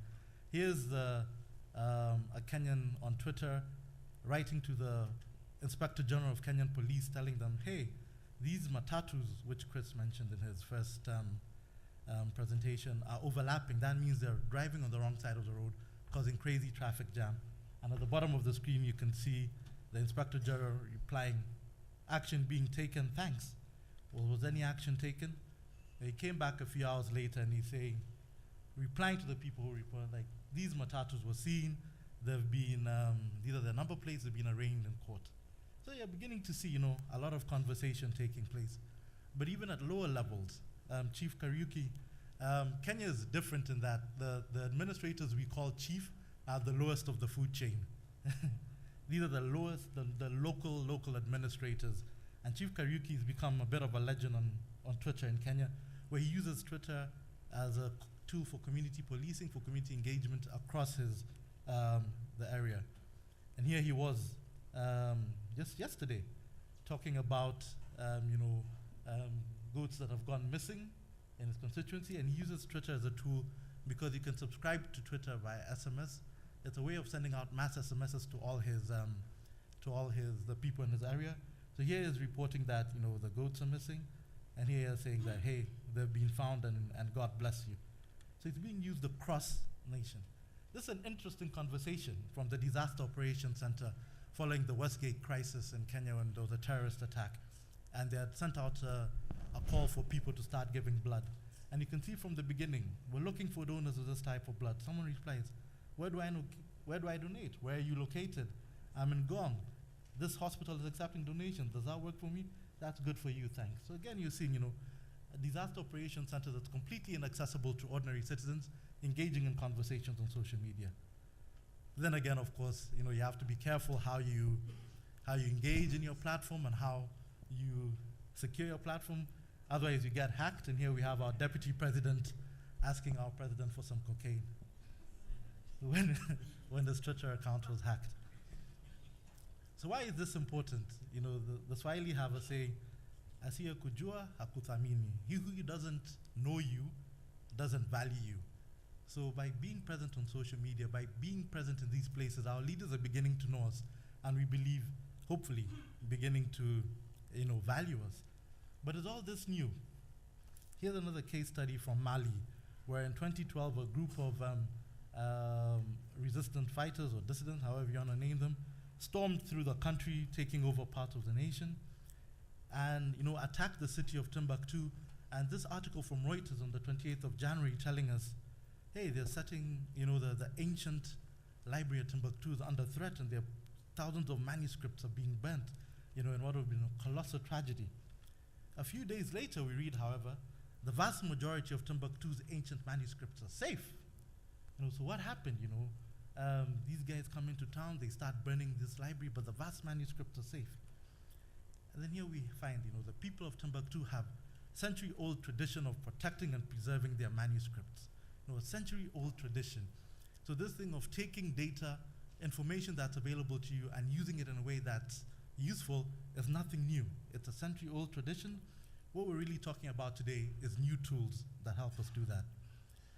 So Ushahidi has been used in Haiti in 2012 following the tsunami and the crisis that came after that. And basically it was connecting people who needed help with people who could help them. Here's a quote from the US Coast Guard that was saying, we're using your project every second of every day to get aid and assistance to the people that need it most. The FEMA in the United States, again, sent out a tweet saying the crisis map of Haiti represents the most comprehensive and up-to-date map available to the humanitarian community. And when you talk about the post-Haiti example, the response will be remembered as the moment where the level of access to mobile and online communication, collective intelligence to emerge. And that's really my theme today. How do we get to this collective intelligence? Moving back to the continent, and you look at the humanitarian crisis in Libya, again, the power of social media coming to play. A crisis map was set up, this time deployed at the request of UN OCHA by our friend at the Standby Task Force. So an official map by an official UN agency. Again, social media is critical for humanitarian work, and you can see now when the crisis map was made live, and this is by the UN Twitter account. The head of WFP saying, the excellent Libya crisis map which pulls in social media and all other channels, helps plan for humanitarian food for, not just Libya, but Tunisia and Egypt as well. And here's one of the analysts who's actually on the ground, saying that the crisis map is reducing information overload, gives output that's manageable and digestible, and helps to contribute to better situational awareness and decision making. Now, I don't care who you are, what decisions you're making, even in the newsroom, if you have a tool that does those three things for you, you have to start looking at it a bit more closely, it could be very useful. Egypt 2011, flying through. Again, it's really hard to talk about social media and civic engagement without mentioning Egypt, and all about the democratic space that was being, that was shrinking there. And civil resistance maps start coming up, again, putting in data from social media. And this is the key quote to take out of this, from an Egyptian on the street. We use Facebook to schedule protests, Twitter to coordinate, and YouTube to tell the world. Again, starting to think about the strategy around using all these tools. It doesn't all go well, however. Here's a gun map in New York. After a school shooting in the United States, a journalist decided, they're gonna go get public information on who owns all the guns in their town and publish it online in a map. So they put this map out there. The problem was it was very inaccurate and led to, a series of confrontations that didn't need to take place. So again, seeing it's not just about the technology, it's not just about the data. How do we engage with it? But here's the big problem that we're facing today. Data is underused. There's more data than there are applications, and as a result, there are many stories that are being untold, and that's what really gets close to you as journalists. So where is the real power in the world today? And one of the real centers of power in the world today is tools and strategies that can turn raw data into collective intelligence. And this is what we're really trying to do at Ushahidi. We build data tools. Again, sorry for flying through this, but catch me later and I'll take you through it slowly. A variety of data tools, over 40,000 deployments around the world. It's been used in 159 countries, translated into 45 different languages. So it really is a global platform today, but made in Africa, started and formed in Nairobi and headquartered in Nairobi, Kenya, and used across the continent. So we really understand the context with which we work today. So for example, you have a question like, I want data on reports of violence in Syria. Traditionally, you have to work with about 681 lines of computer code before you can make anything really sensible, really useful for decision makers. What if we could reduce that to just 6 lines of code, or even 0 lines of code? And that's what this platform called crisis.net that we're building at Ushahidi does. On the map, the pink map here on your left shows you data that's been processed through crisis.net on violence in Syria. The map on the right shows you a BBC map, traditional news organization producing, again, doing the same thing. And you can see the maps correlate a lot, They share a lot of the same data, which shows, again, there's some value in platforms like CrisisNet, even for news organizations. So CrisisNet is basically a global firehouse for crisis data, and I can explain a little bit more about that. Here's another example. Liberia's Early Warning and Response Network, which has been running for over the last 5 years, just collecting information on Liberia and, processing information from sources like, that Learn Network, crowdsourced data, as well as official data. We can come up with reports like this about Ebola in Liberia. Again, CrisisNet showing its value in being able to work on the continent. What if the crisis is internal? What if the crisis is within your team and you have lots of data sources, lots of tweets about things that are going on within your team?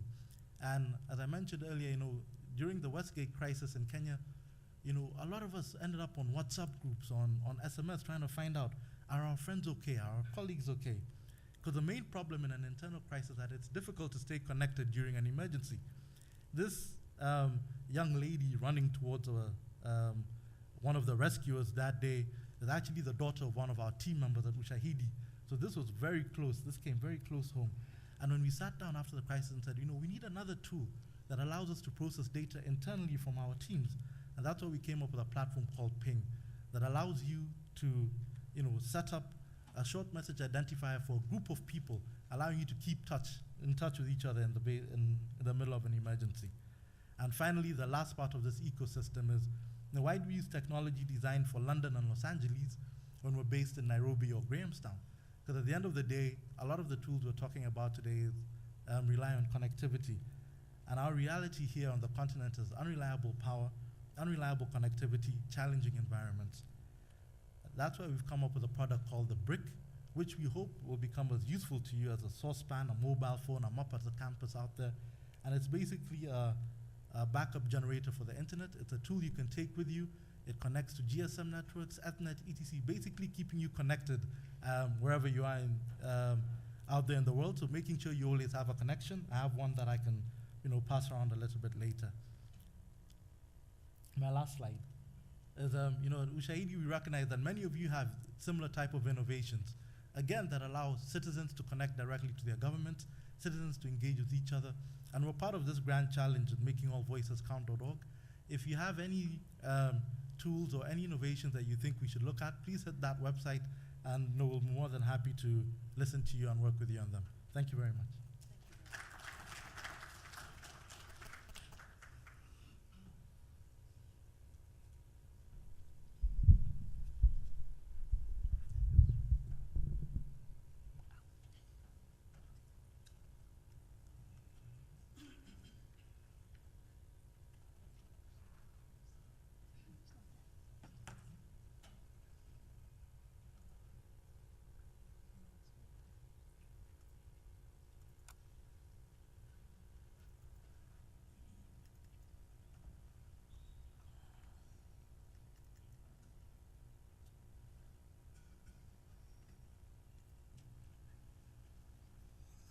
Sanbonan? Sanbonan. At least you should know that one word when you hear. Jambo. Okay, my fellow Kenyans are not here. And I think, as it's been said, my name is Sonto. When I'm in Tshwane, they normally put a break so that I can be elevated. So today, unfortunately, I'm down in Grahamstown and I can't really cheat. So I hope you can see the slides if you can't see me. Otherwise, you can follow me on Twitter. What I will talk about today is the city of Tshwane. How many of us know the city of Tshwane? Don't be shy. I'm sure you've been there looking for visa, passport, something. It is that city. But I will give a little bit of an introduction. The city of Tshwane, I mean, some people have not seen this very big monument that's happening in Tshwane, but this is the latest since the death of our beloved Nelson Mandela. The statue, this is a 9-meter statue at the Union Buildings. This is a city in spring. Right now, the jacarandas are blooming. But in terms of location, we are in Gauteng, right at the top, almost bordering Limpopo, Mpumalanga. We're right at the top, but we are a very big city. And I'll give you some info just now. In terms of people, it's about 2.9 million people. In terms of land area, 6,000. 298 square kilometers. And this means that we are the 3rd largest city in the world, actually, after New York and Tokyo in terms of land mass. We are the official seat of government. We want to believe that we are the heart of this country because it's the heart of policy development.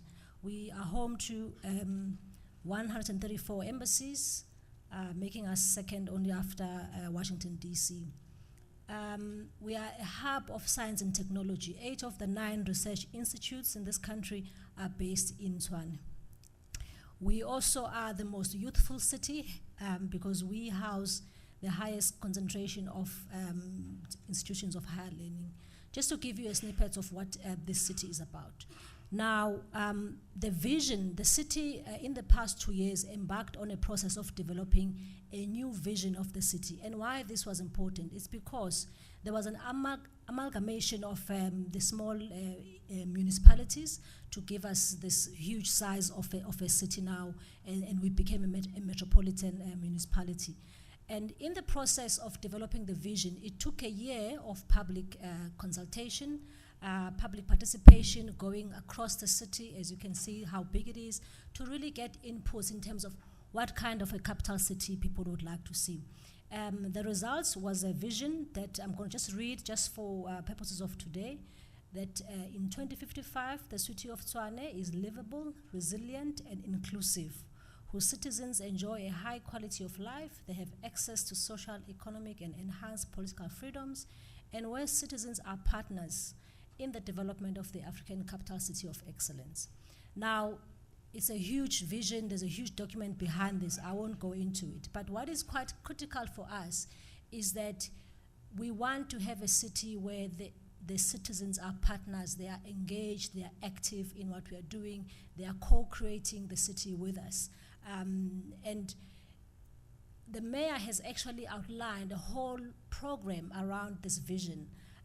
In our first decade, because he's tried to break it down into 4 decades of game changing, there's some key projects that the city is embarking on. I know that somebody asked a question, and maybe they're not in this group, to say, can everybody access the internet? Can everybody access the social media? And I posted on Twitter that, well, if they move to the city of Tshwane, we're rolling out free Wi-Fi. So that would actually make everybody to actually access, social media and all of that good stuff in terms of the digital age. We're providing the internet connectivity to schools, libraries, residents through this free Wi-Fi project.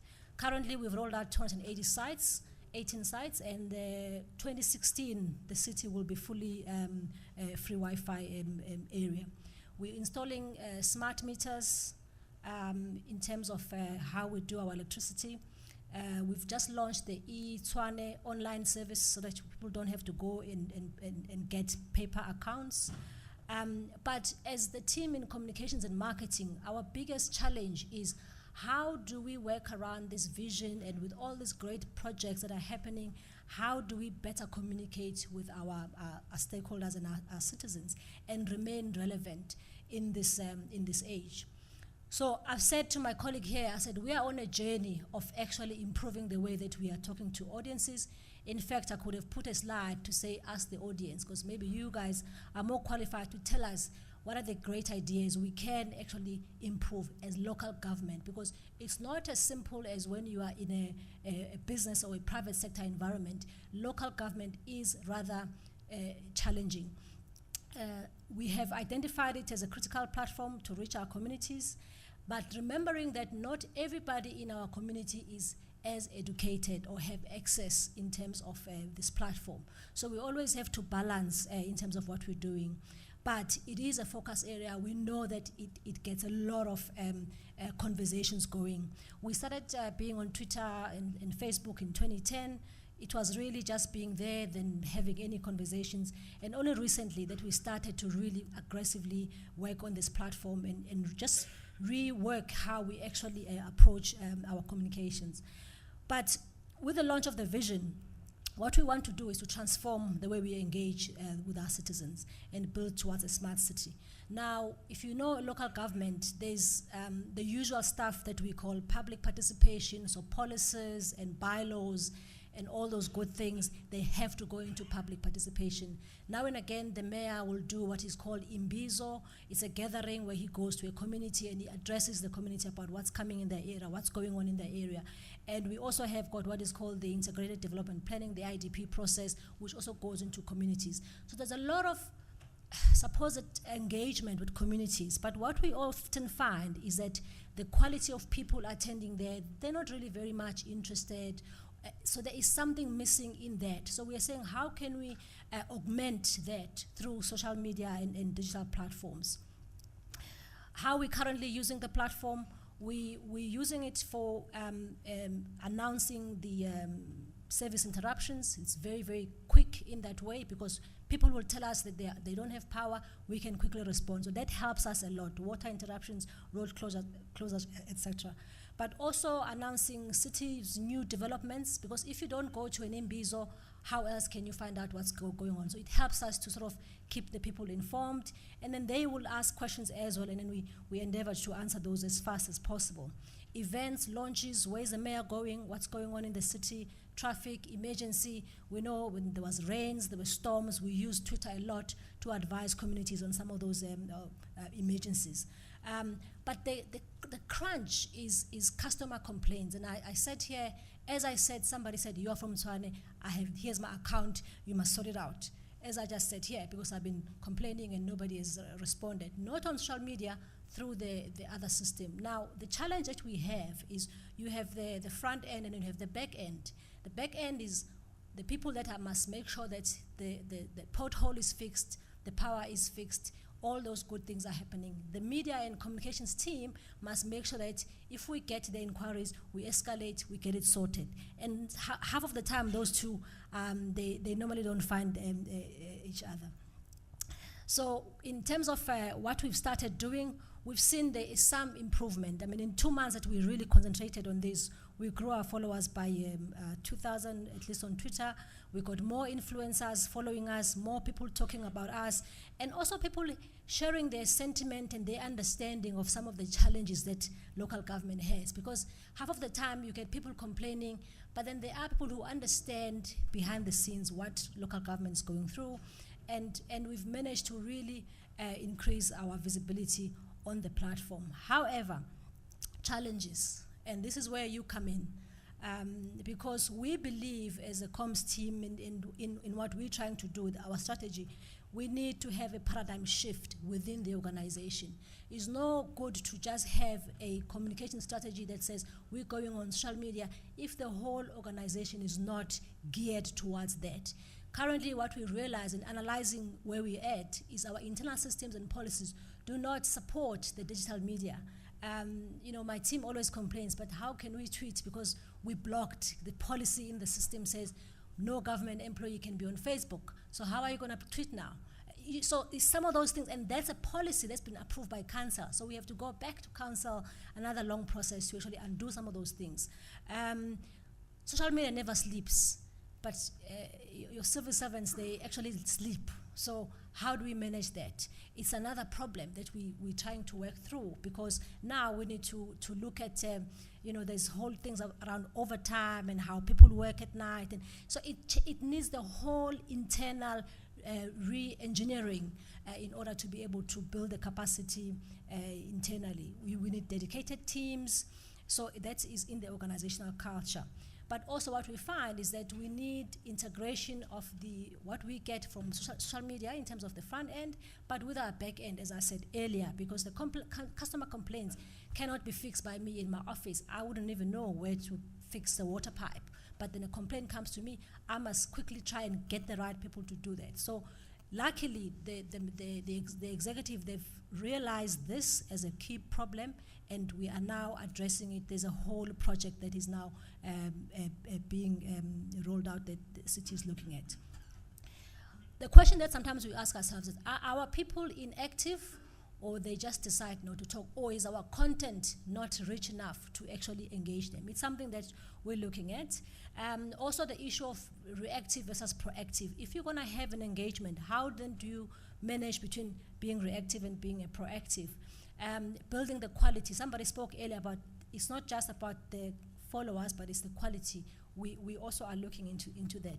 Then the one big issue that we have flagged, and we've tried to address it in the communications policy, even though I don't think we've done adequately, is managing the risk that everybody spoke about. You know, it's such a risky environment, and in a political space like a local government, you can get a lot of, call them fake complaints that we need to deal with.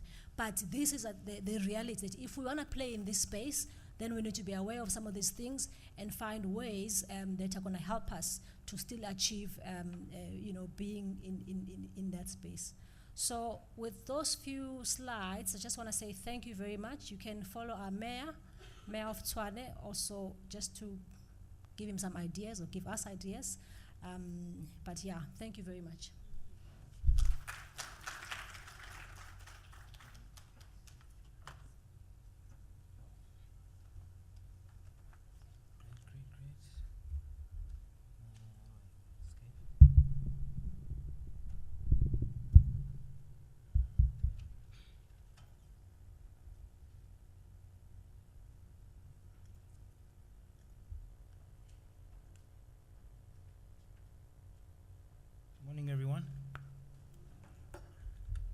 Great. My government name is Nigel Mugamu. These are all my contact details. So Nigel is what most people call me. I love social media, as you can tell. So I'm on Facebook, blog, Instagram, etc., and there's my email right there. In 2012, in January 2012, I had this idea. In fact, this idea started way before then. I used to live in Edinburgh. I went out there to do my MBA, and I continued my career as an accountant for another 4 or 5 years after that. And while I was there, I realized that I was obviously homesick, and I was looking for Zimbabweans to connect with. I was on Facebook already, and I blogged and all that sort of stuff, but Twitter caught my eye, and I liked the 140 character limit. I liked, you had to be concise, and I liked the fact that I could talk to a whole bunch of people. So fast forward to January 2012, I had this idea that why don't we sit and talk, well, you could stand if you want, and tweet and talk about Zimbabwe using Twitter. And the reason I thought about this was because, I just got tired of the Zimbabwean narrative. I got tired of, and if there are BBC people here, I'm sorry, but let me just say this. I got tired of what BBC and CNN and the rest of mainstream media actually said and reported on Zimbabwe. So I decided, why can't we, as Zimbabweans, talk about Zimbabwe to each other, and hopefully those who aren't Zimbabwean or those who are Zimbabwean could just watch and learn and listen. And by doing that, we could then create content. So the big thing, and through all of this, our whole thing was, let's just engage. So engagement is really what the game plan is. And so we've got a couple of objectives. The first thing, like I said, is to create local content. We wanted the mainstream media to pick up on what we're actually talking about, because when I pick up the paper, it's usually a political headline, and most of us who are from Zimbabwe are not politicians. We're just ordinary people who are worried about bread and butter issues. Of course, we wanted to help Zimbabweans and non-Zimbabweans understand Zimbabwe better through dialogue. We obviously wanted to, crowdsource, raise awareness. So there's specific issues. So there's, breast cancer awareness, or there's gender-based violence. All these issues that are taking place in our society, and we just wanted to highlight and share issues, and also just to crowdsource, just to understand if male circumcision is the way to go, and how people feel about that. So these are discussions that we've had in the past, and we obviously ongoing. We also wanted to sort of change the Zimbabwe narrative, so instead of it just being very, very political and very polarized, we actually just wanted to talk about things that actually matter to us.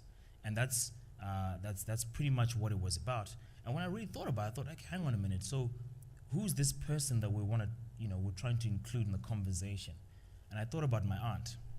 I talk about my aunt a lot, for obvious reasons. I love her, but she represents the majority of people in Zimbabwe. So 67% of the population live in the rural areas, 52% of the population are women. The 5 main projects that we're working on, and sorry, I'm gonna have to, I'm gonna rush through this. The 5 main projects that we're working with are the Tuesday discussion. So we have our chat at 6 p.m. Central African time. So we have a weekly discussion. It's sort of one topic, one focus.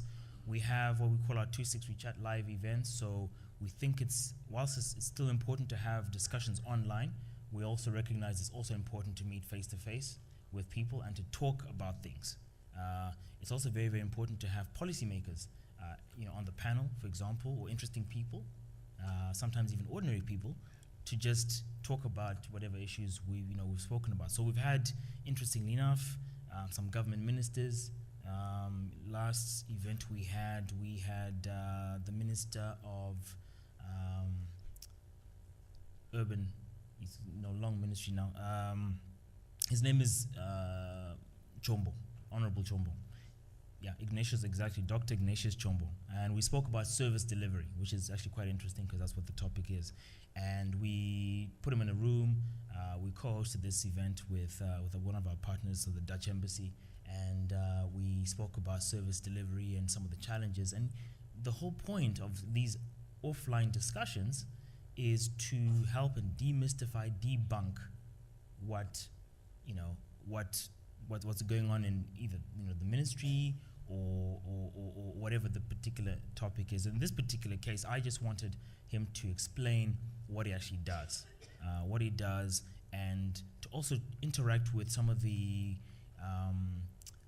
audience, so that he can also understand what some of our concerns. And the feedback that I got from him personally afterwards was to say, I didn't really know that some of these concerns, I didn't know about the concerns, I didn't know about some of these issues, so let's try and have more of these discussions. We also try to have we call 263 chat interviews, so we either do this video or audio, and at least what we're trying to do is just to share interviews, share the views of different people, get the common man on the street to actually talk about their situation. We've got a TV show that we're creating right now. Interestingly, it's called Conversations with Sir Nige. I'm very big on conversations, very big on the need to have more of them. So I like what Dan Gillmor was saying about the presentation and it being a conversation. And lastly, we've got a 263 chat app that we're working on. I've actually got it on my phone. Still a bit rough. It works, and what it basically does is it takes the hashtag, so 263 chat, the hashtag and the handle from Facebook and Twitter, and puts them onto one stream. Going forward, we're going to incorporate SMS and WhatsApp. SMS, obviously, because the general population are still using SMS, and we want their voice to be heard. Here's some stats. You can go through them, but these are some of the. As an ex-accountant, I'm interested in numbers, but this just shows you. So those of you who talk about impact and how many people you're reaching. This is some of the sort of stuff that's happening now. So this is for this particular week. The hashtag pulled 65 million impressions. The handle itself did 2 million impressions. So that tells us that things are working. We haven't figured out how to monetize it properly yet, but we're working on that. And this is my aunt. So this is a real photo of my real aunt. And whenever I think of the work that we're doing at 263 Chat, I'm trying to find a way to get to her. I'm trying to get a way for her to, for her voice to be included in the national discourse. I would like, and because she's also a woman, in our family, I know traditionally maybe her voice isn't that important, but I'm trying to talk to her, and I want to hear what she has to say about issues. So that's really the focus. And until we get to that point where she's part of the conversation, I don't think we've won yet. So as I mentioned, some of the stats are 67% of the population live in the rural areas, 52% of the population are women. And that's an important, and I look at this stat, or these two stats all the time, because they're very, very important to us. So I always pick up the newspapers, whether I'm reading them online or obviously in hard copy, and I always think, well, so where are the women in these papers, and how are they being portrayed? Turning now to service delivery and some of the discussions we've had. These are some of the discussions. This is someone just tweeting and saying, look, at this particular time, we're actually talking about combis, so matatus or taxis, as other people might call them. And lately in Zimbabwe, in fact, this year, we've been sort of noticed that there are more accidents, I guess, or we're reporting on more accidents. And in some of these accidents, people are dying. So people are getting injured and some people are dying. And so the question then is, is there a road fund? And this is just someone asking. And obviously, a lot of these questions are aimed at city council or those in power. And what we're trying to do is, with 263 is to try and link people like, people in charge with ordinary people and help them to voice their opinions or raise their questions. And these are some of the other questions. When a combi driver makes a rule, how do citizens report? And that's an important question to ask. Here's another tweet as well, where someone is saying, look, the problem, we're dealing with the symptoms. If the city council was able to provide public transport, we wouldn't use combis. So these are some of the kind of comments that people are making. And this is another one where people are talking about corruption and accountability.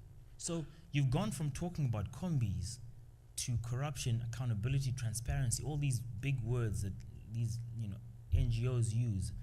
And this is people, the common person on the street, saying. well, not so common because they are obviously on Twitter, so they're not the common person, but they actually represent, they do represent the section of society. What we're obviously hoping is, we're hoping that the phone companies reduce their data costs, and we'll try to get more people online and more people to share their voices. We have another tweet here, just as another example. In Kwekwe, there's the mayor. He decided, when he took office, he decided not to take up the vehicle that he was due. He decided to use the money instead to fix a garbage truck, and he often cycles to work. So that's a good story, and he was actually at this event. We had this live event with the minister. He was also on the panel, and we're talking about rates and the challenges with ratepayers. And what he basically mentioned was, look, if ratepayers are struggling to pay their bills, we're struggling to collect, and that's obviously going to affect service delivery. So that's an interesting point, an important point as well. Like I mentioned, we have some of these live events. We have the minister holding the mic there, Minister Opa Chinguri. She is the Minister of Women's Affairs. We had on her right, I guess, gotta remember my right, a lady from Zambia. She works with a lot of the traditional leaders. And on the left there, lady works in civic society. So we try to mix it up, try to get different perspectives. This was an event that took place in May. We spoke about child brides. And one of the reasons why we do this, why we choose some of these topics, is because we think it's a problem, but the general public are not necessarily aware that it is a problem. And so what we're trying to do is conscientize and even use local examples, because a lot of times we think in Zimbabwe that issues of child or forced marriages and human trafficking are something that takes place in other African countries and not Zimbabwe. And that's something that's very, very important. We need to point out and say, look, this is actually taking place here, and and we need to address it. At the same event, this is a small gathering. There I am moderating. Someone's got the mic and contributing. Here's another example, another angle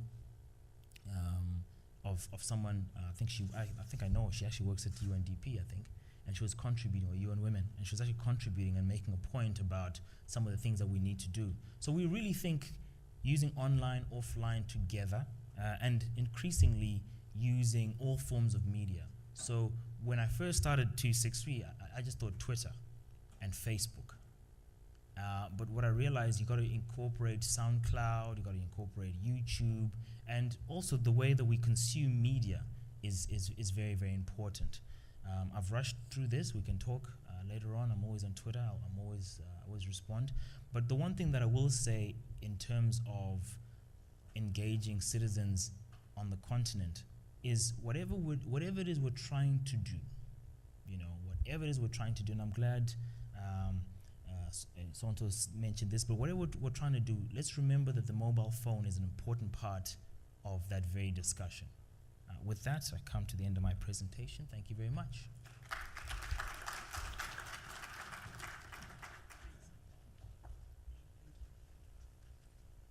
Thank you very much to our excellent panelists.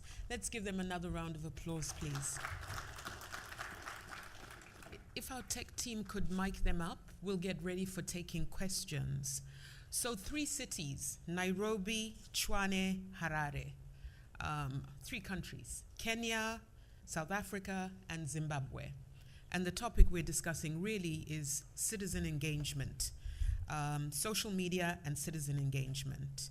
We're looking particularly at issues to do with service delivery and the question of being a citizen, the one who pays rates or taxes. And we're going to open it up now for questions until 1:15. We've got microphones rigged up there, over there, and over there. So if you'd like to step to the microphone to indicate that you have a question, we'll take your question. I'll kickstart it this way. Nigel, for you, you spoke very passionately about your aunt being very much a source of inspiration for the story that you're telling through 263. How many women are following you, right? That's one of yours. And then I'll go quickly to you, Sonto.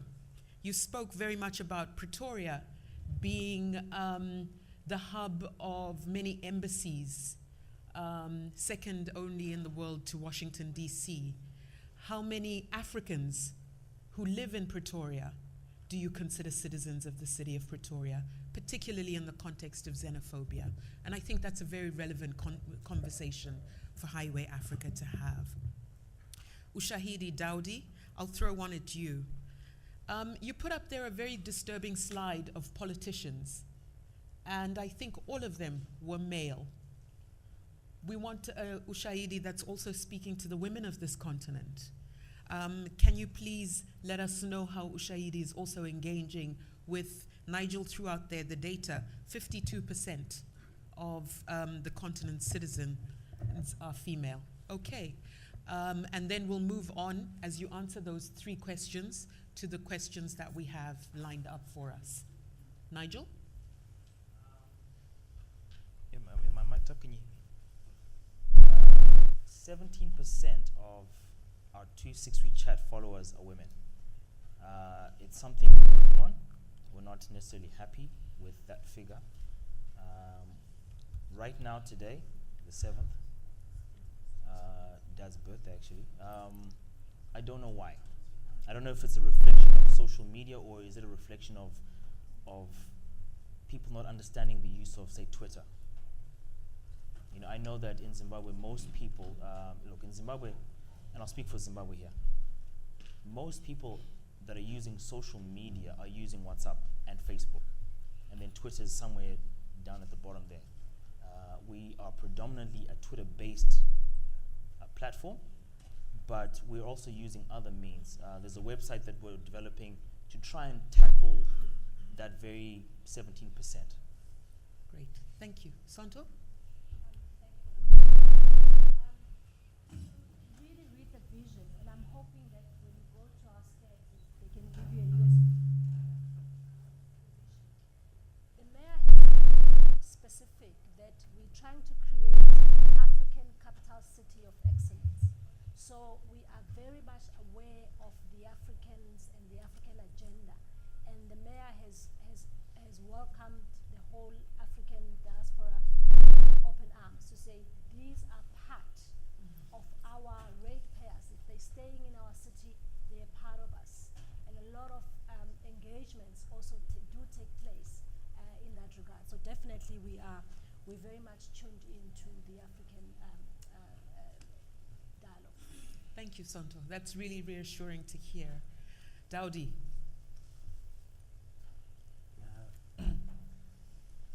I always like getting questions about gender. Ushahidi is an African technology company, formed and headquartered on the continent.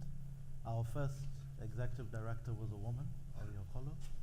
Our current executive director is a woman, Juliana Rotich. So we have women right at the top of our organization. But it's not enough for that to be just Ushahidi's story. What we're trying to do in Kenya and across the continent is to build a tech ecosystem that supports innovations such as Ushahidi and allows other innovators to do far more than what we've done. They don't have to start from scratch.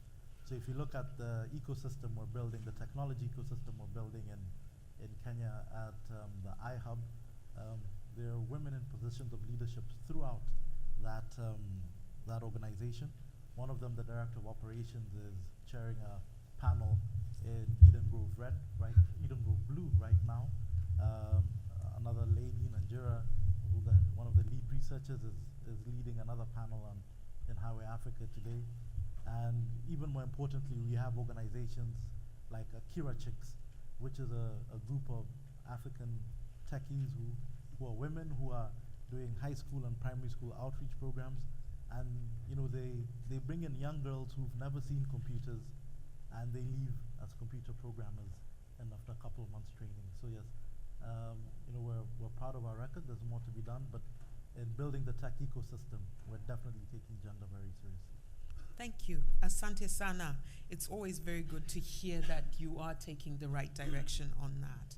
We'll move now on to the questions. Adam Clayton Powell, you can go first over here, and then we'll come to, sorry, I don't know your name yet.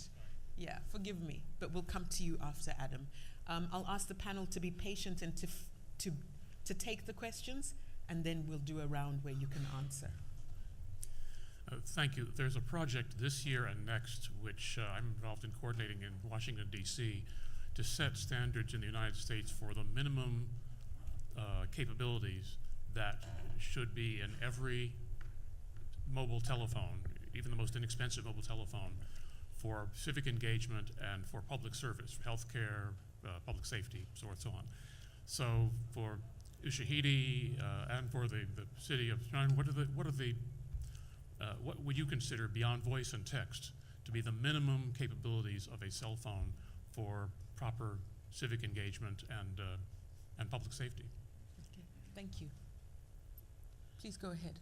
Yes, my name is Kis Brian Abraham. I'm from Zambia. I manage a project called New Zambian, and my question or contribution is related to Daudi's work at Ushahidi. First, a brief description of the project. New Zambian is a platform that we created to allow citizens to participate in governance. And it's a hybrid system because the majority of people find it easier to use Facebook. So most of them are contributing to 150 Facebook pages that we created to represent each and every single one of the Zambian constituencies. So citizens easily connect to these pages, posting photographs of situations in their context that they would like changed. And then they also post specific phone numbers of the councillors in the area so that people can call them and then get them to do the work that they want done. So you have 1,000 people calling a single councillor, and the councillor can't ignore, and they'll have to fix the problem. Now, one of the challenges we've found is that Facebook is primarily text-based. You have to have a certain level of literacy in order to be able to use it. I'm going to ask you to keep it small. Yes, I'll try. Now, the majority of people are obviously not able to use internet social media because they are illiterate. How can we use Ushahidi for people who are incapable of using these tools because of literacy challenges?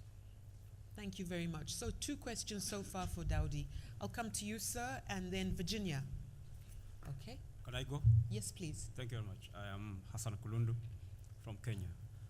I'm a journalist of the legacy tradition, and I am also a lawyer, by the way. Now, there's the issue of credibility, because when I came here, I expected to see a conversation that would lead us to show that social media is going to replace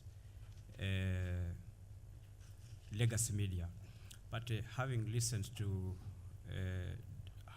Daudi's presentation in terms of the amenability or susceptibility of social media being hacked, and then so that wrong information can end up on that space.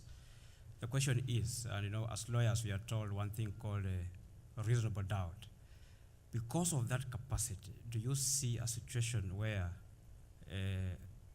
social media can replace legacy media with that kind of hacking, which can really compromise, which really compromises social media? Thank you. Okay, and who would you like on the panel to answer your question? Any of them. Okay, thank you. Virginia. Thank you. My name is Virginia Mwanikwa. I'm from the Humanitarian Information Facilitation Center in Zimbabwe. We're also working with the U.S. Embassy on the Women Journalists Mentoring Program. There's a position that seems to be put forward in this meeting that there are certain issues that the people are interested in listening to or in reading about. And I like that in all your initiatives, you've shown that people are interested in real issues, the issues that ordinary people would be interested in. How would you account for the media position that believes that people are not interested in knowing about refuse collection and all that, but are preferring to know about having sex with donkeys. What exactly has gone wrong? Any one of you can answer. And then the other point I just want to raise, it's a question, but it's also a comment. I'm one person that really wants to be active on Twitter.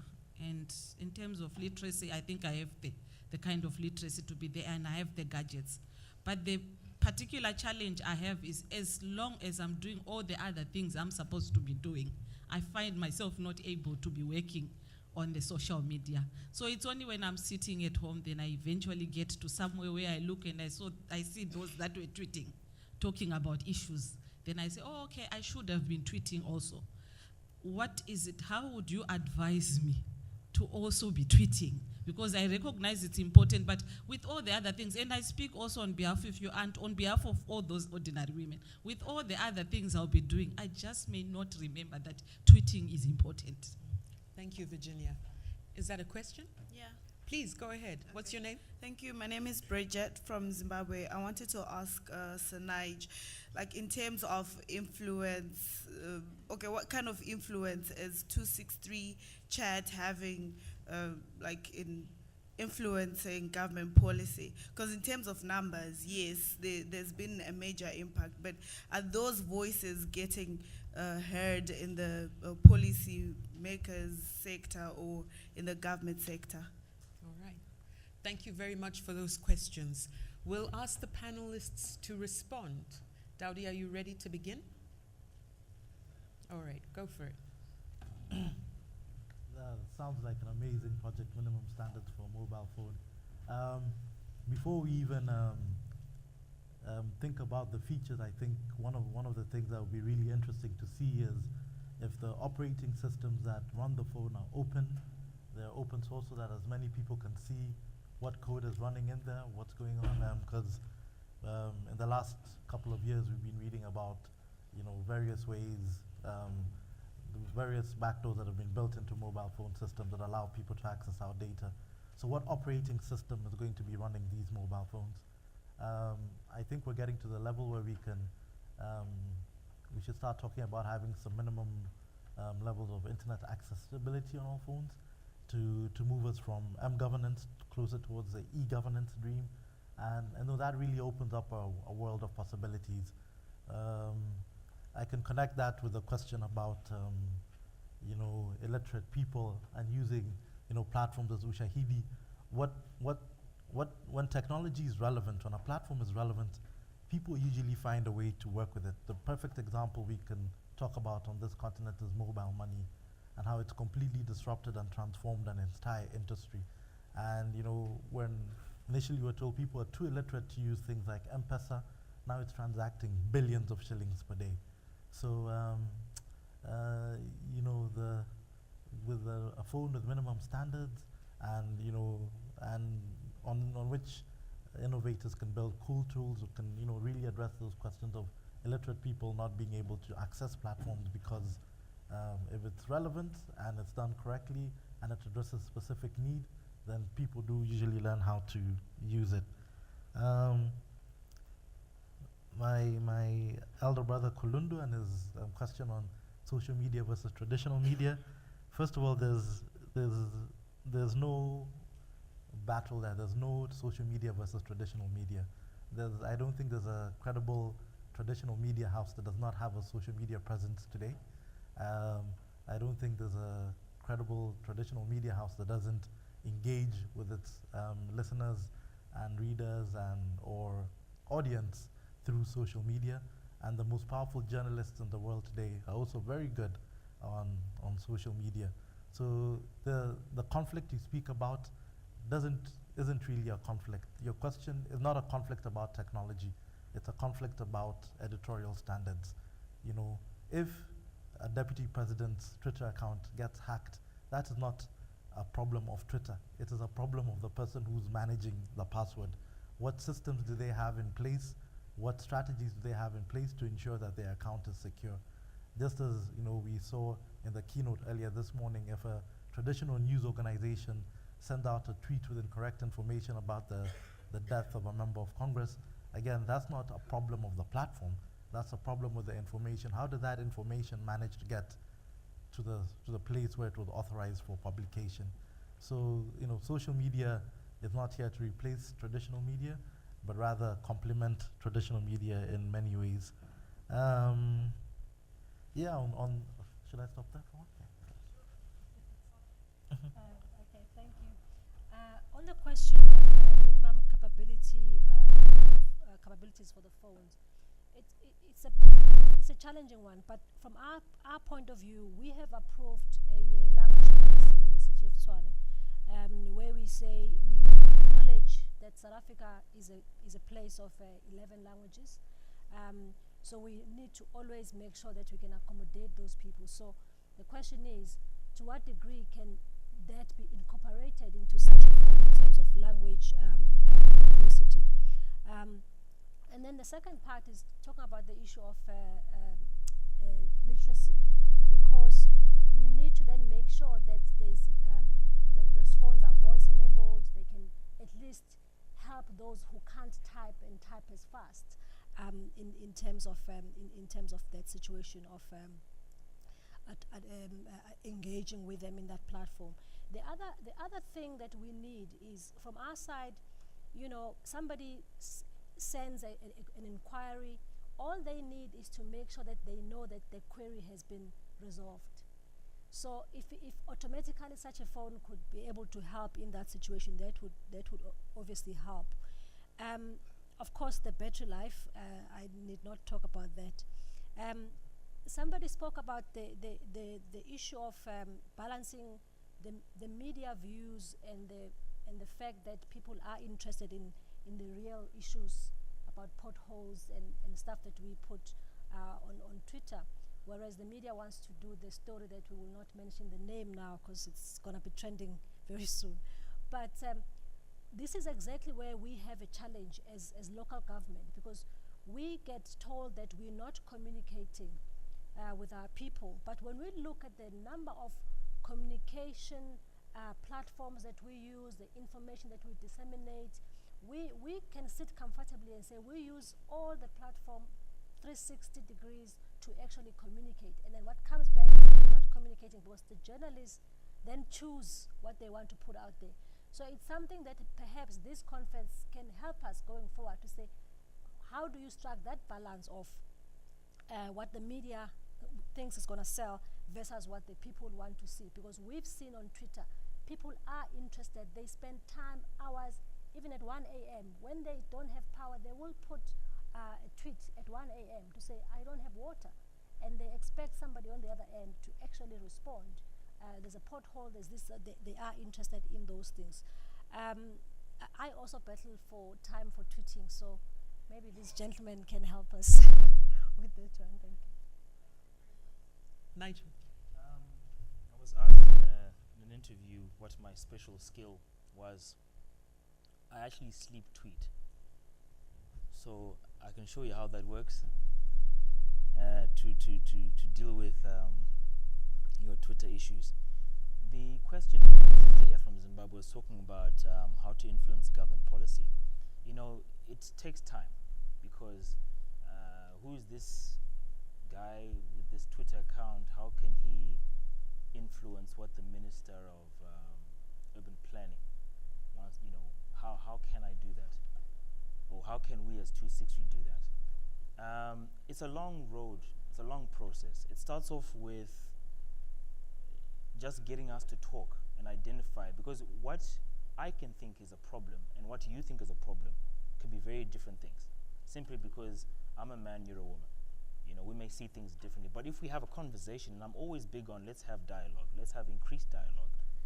As soon as we start talking and exchanging ideas, hopefully you see my point and I see your point, and then going forward we can make a plan.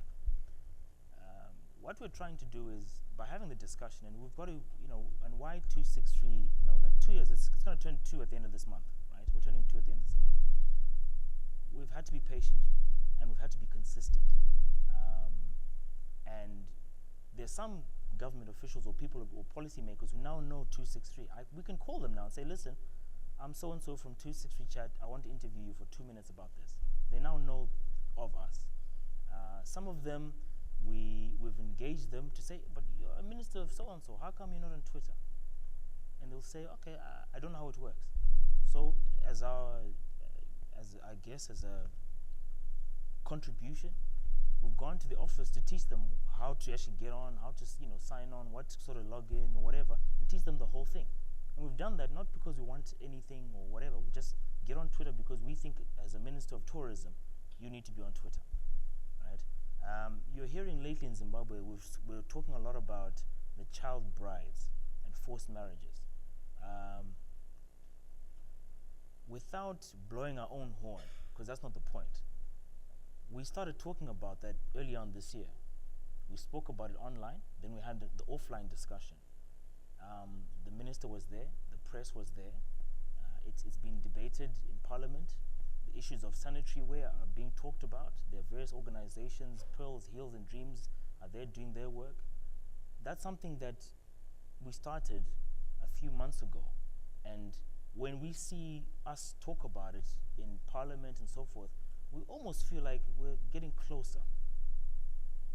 And if something is done about it, because then now that's not out of our remit, but if something is done about it to improve the situation, then I guess everyone's won.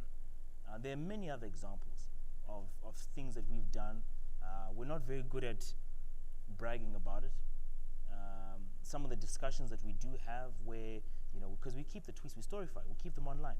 We actually take the link to someone and say, listen, did you know that people feel this way about what you're doing? And whether they choose to act on it or not is something that we can't force. But at least we've taken that conversation to them.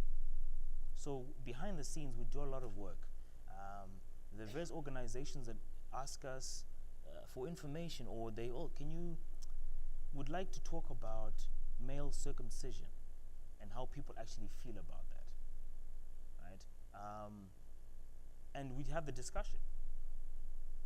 And they learn what they learn from that, and then that forms how they go, what they do forward, what they do going forward. So there are various examples of things that we're doing to influence policy. And for us, it's not even really about influencing policy, but we think, we're still a small startup media company. We're not there yet. Maybe when we become like M&G Africa, maybe then we can influence. But for now, we're just, that small guy operating, just trying to do what we need to do. There was a question from my brother from Zambia, the one about, is social media going to change? Is social media going to replace traditional media? I don't think so. I think social media is just there to complement the work that traditional media already does. We're consuming our media very differently. So, a lot of audio, video, and obviously our time is an issue. So if you guys or us guys as journalists can break down a 30-minute video into 5 minutes, that'd be great. I don't know if there's any other questions I left out.